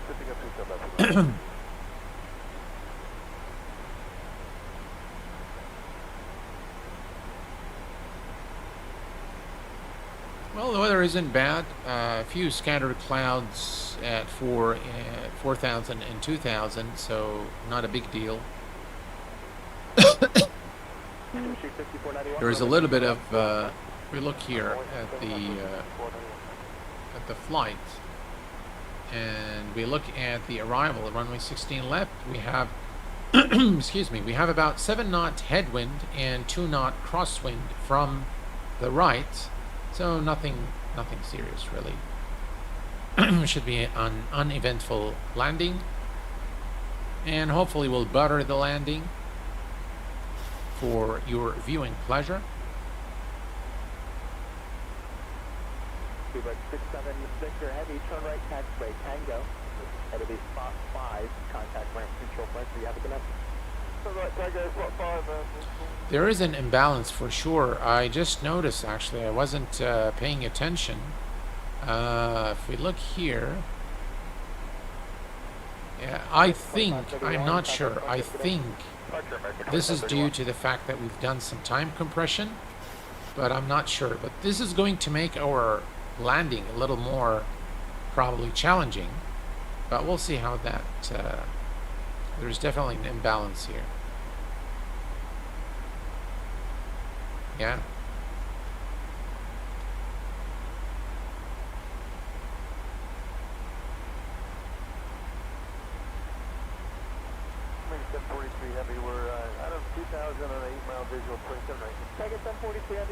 That's actually a good catch,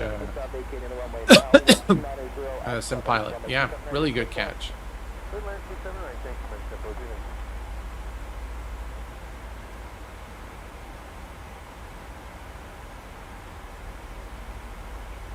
The 737 FCOM says there shouldn't be more than 1,000 pounds maximum between tacks. You could temporarily turn off the left wing pump. We could do that.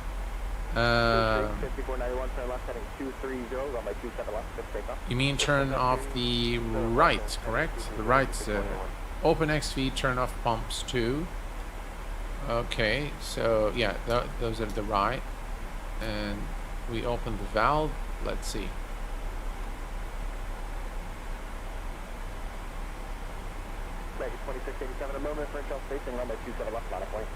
See if that makes any difference.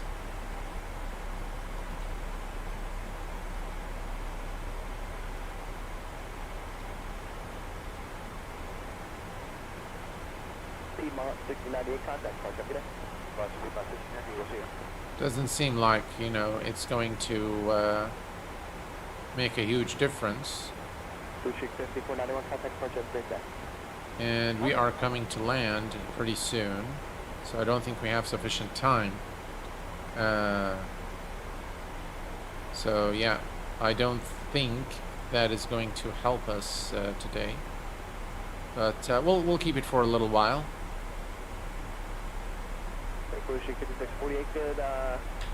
But that's really a good catch, yeah.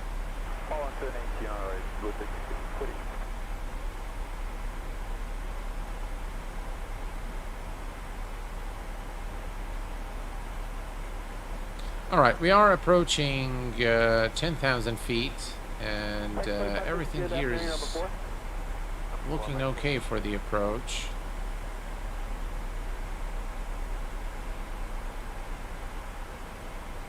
American 2071 on my 27 left line point. 27 left line avoid American 2071. It will stop fuel used from tank 2. Now all will be drained from the left tank. Gotcha.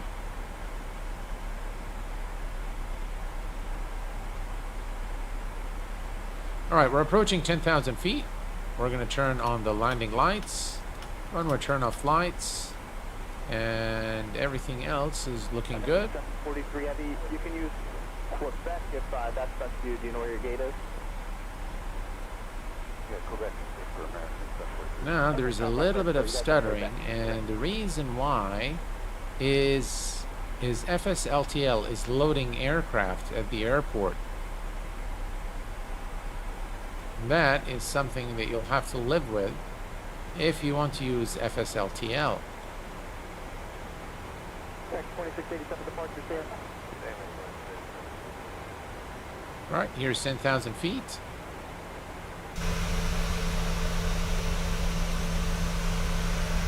A lot of beautiful sights here of Seattle.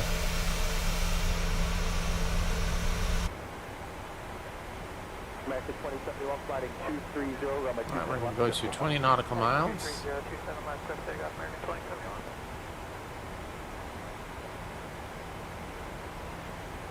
Push it 648, 27 left, runway. 27 left, line out, point, push 648.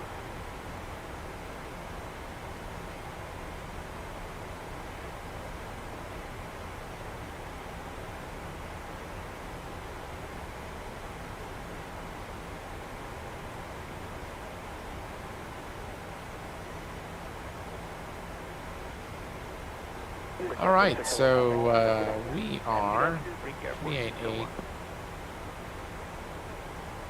Looks like we are using the fuel from the left tank now.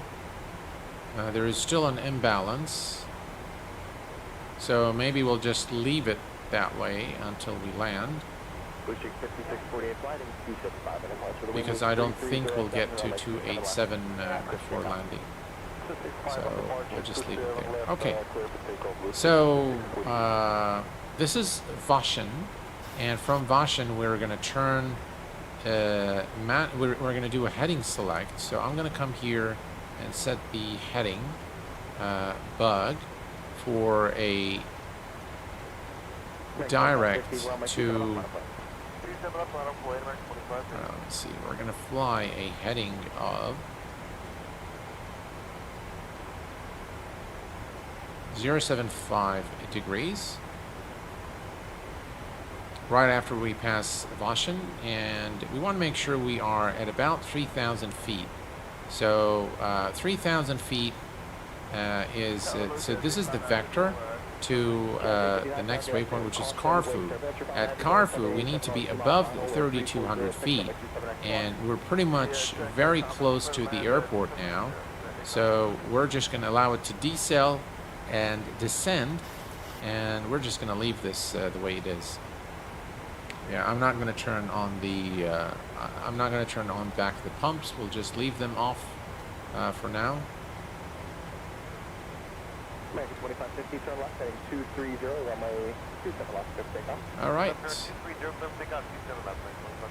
Coming up to the. All right, let's arm the speed brakes and auto brake to 2. Engine mode selectors to and engine start switches to continuous. 216, runway 27 left, line of way. Runway 27 left.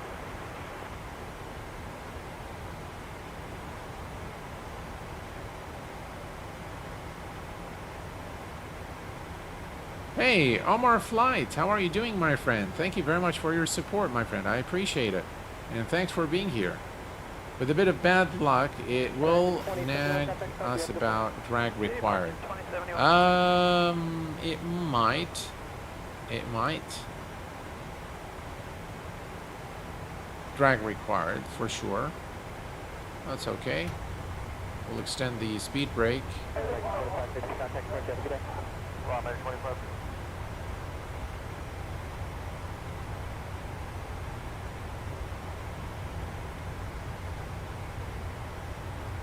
We'll get it down there. All right. So this is Carfu, where we're gonna. But I'm gonna wait for the aircraft to descend a little further before we vector into final approach, just to make sure that we have sufficient time for. We don't want to be too high for the runway. Looks like there's an aircraft coming to land as well, so we're going to have to be very careful with the traffic here. Hello there, Mark Salmon. How are you doing, my friend?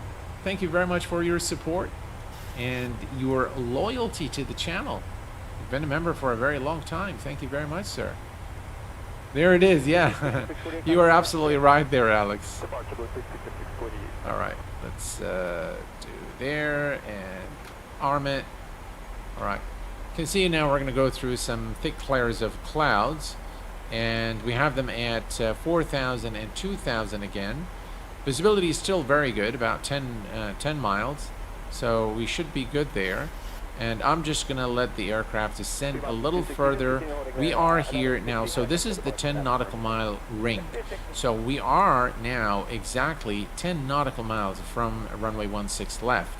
So we're going to go to about halfway through between these two rings, which means that we're going to be at about 15 nautical miles from the runway. So halfway through between those two rings is a good time for us to begin the turn towards Seattle. And we are at 210 knots. And everything's looking good. Yeah. All right. So one thing I want to do, we want to try today, is the new version of Flight Control Replay. So let's see, do I have it here? We certainly do. And we are going to say record. And let's see here. What do we want to call this? We're going to say FCR new.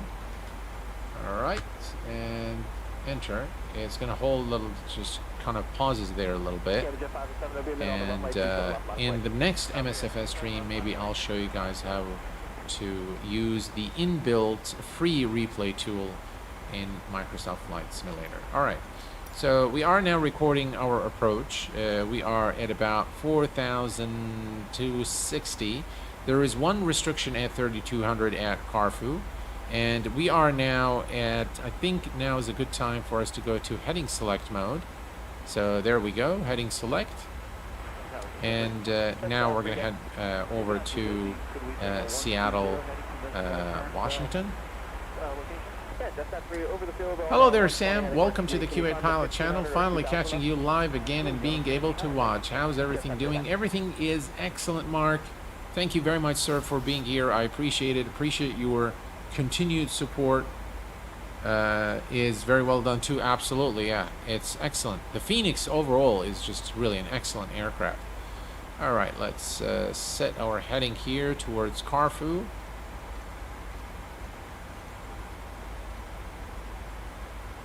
There we go. Looks like the visibility is not bad.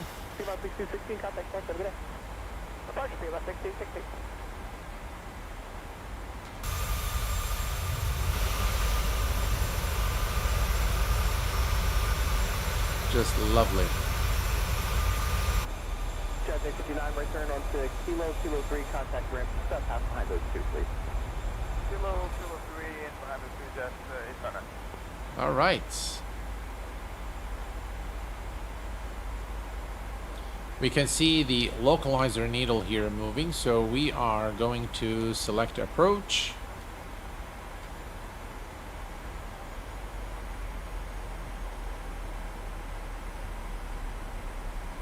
And we're going to go for flaps 1.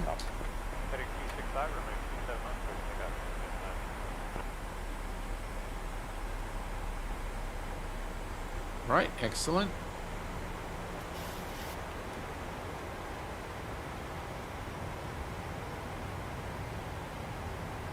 We should capture the localizer any second now. There we go. Localizer captured. Single channel. And we're turning now towards runway 16 left at Seattle.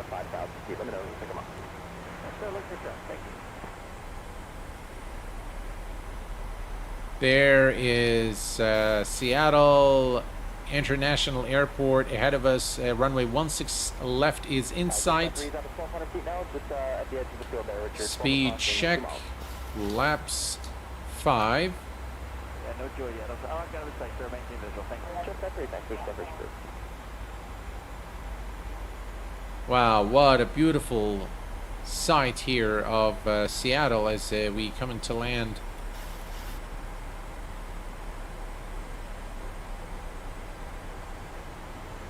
Right, we're going to go ahead and drop the landing gear. Landing gear is coming down.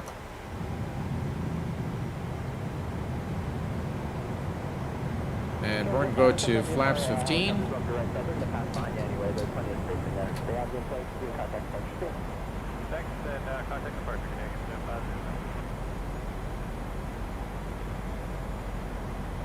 And we are clear to land. Runway 16 left. Wudu, Austria. Welcome to Private Pilot, my friend. Thank you very much for your support. Appreciate it.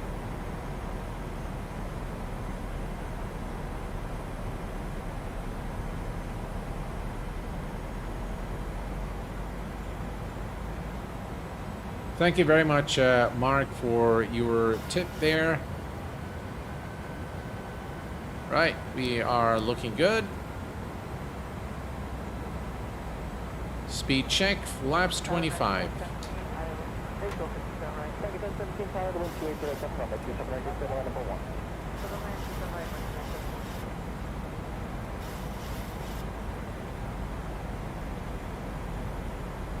What a lovely approach.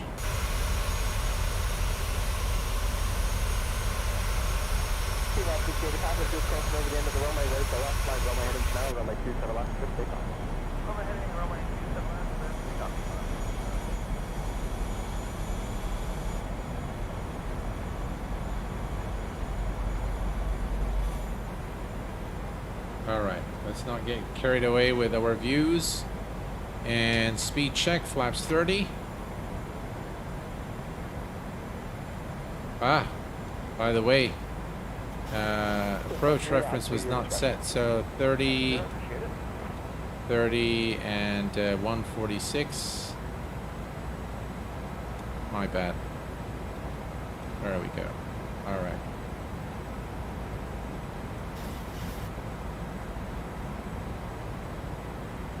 All right, I'm going to disconnect the auto throttle.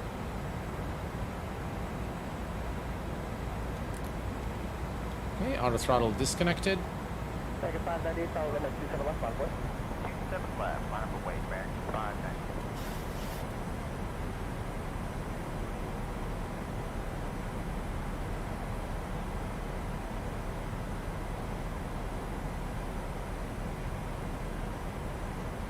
Right, 30, we're looking good.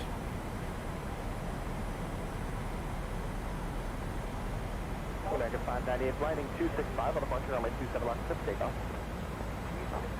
All right, let's disconnect the. We didn't get the announcement there. 1,000. We didn't get that. And maybe I need to turn it on in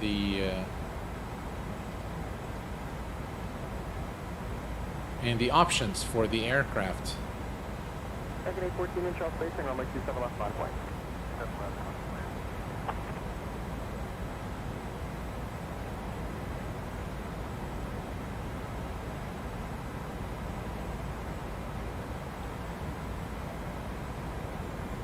Oh, look at all these aircraft. Hold on. Hold on. Don't. He's not going to hold. Sealon 6085, helicopter, no factor, turn left, heading 230, 230, contact Mark 2. Heading over departure, grid Sealon 6085. No call-outs today.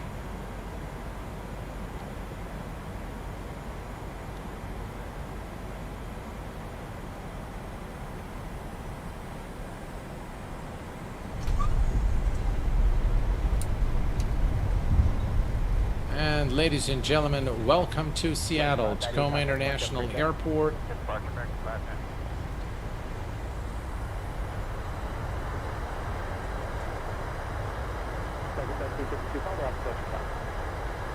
will follow the opposite traffic, come around, come 17.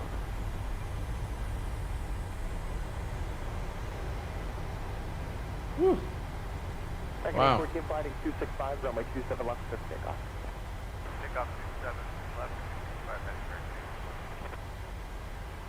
Alright guys, I'm going to turn off, let's come here, let's say stop, confirm. I'm just going to remove FSLTL. It's causing issues there with the FPS, it looks like. And then for the replay, it's again going to cause issues. So 117 FPM.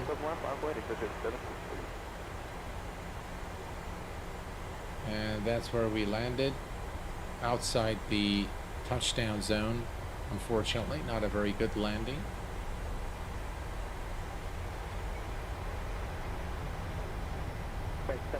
Thank you. But, you know, it's all right. Alright, here we go. Alright, set parking brake, and we can now bring up flight control replay, and let's see if it recorded the flight. Bring it here, we're going to say stop, and load. We called it FCR something, FCR new or something like that. FCR new. There we go. 763, turn left, heading 230, runway 27 left, clip takeoff. Alright, let's see. Turn heading 230, Hit load. keep it left, clip takeoff, 763. Still, alright, so here we go. Play. Alright, perfect. Let's see, we can move it So we are at the approach. I think, yeah, right here is good.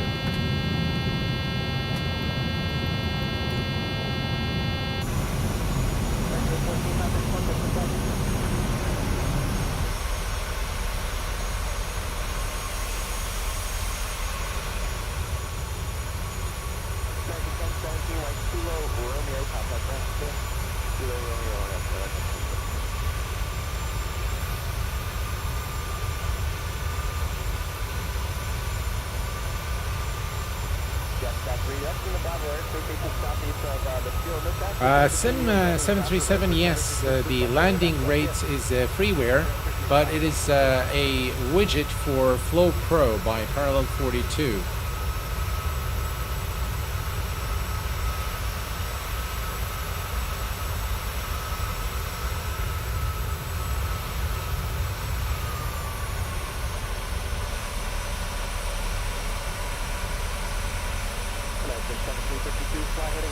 Wow, it's really nice.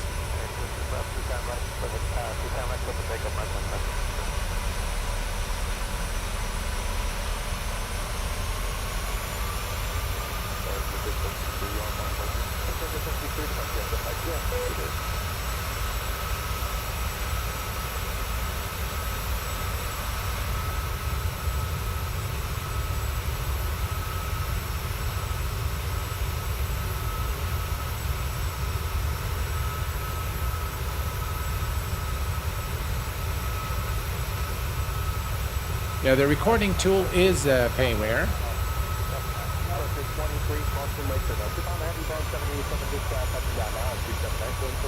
Man, I love the landings at Seattle. Look at that. Beautiful.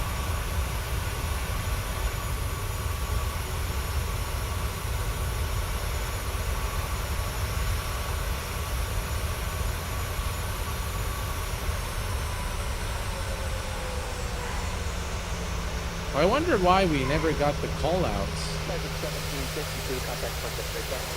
That was pretty cool.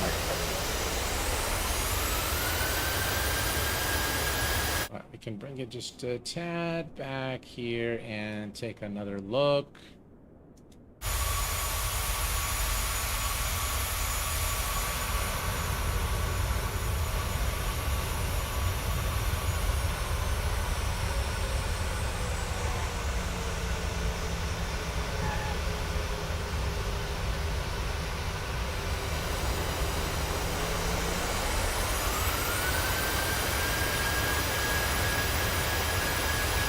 Pretty cool, guys, huh? Right, let's do it one more time, and we'll do a wing view. There we go. Play. And let's do this one here.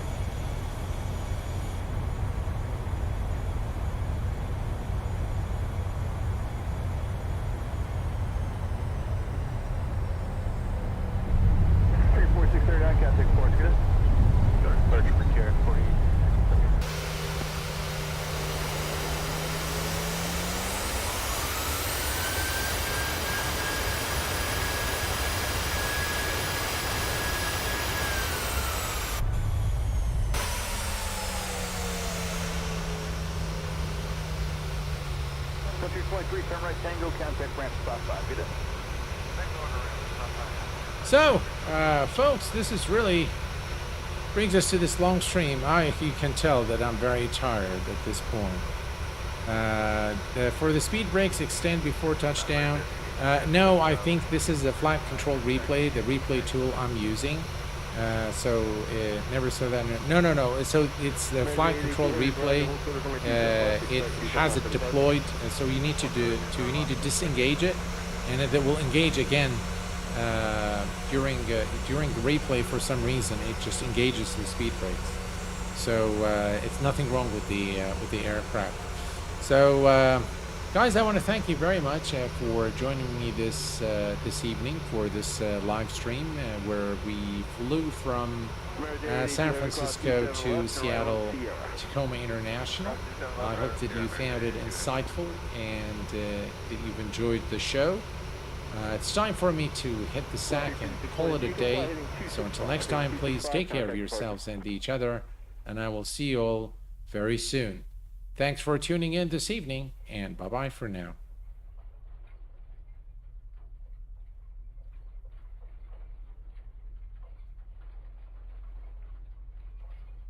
Emergency, this Frontier's waiting for us. Sorry, who was that? Emergency, this Frontier's holding for us. Wasn't holding for you, but yeah, you can keep going. Alright, check.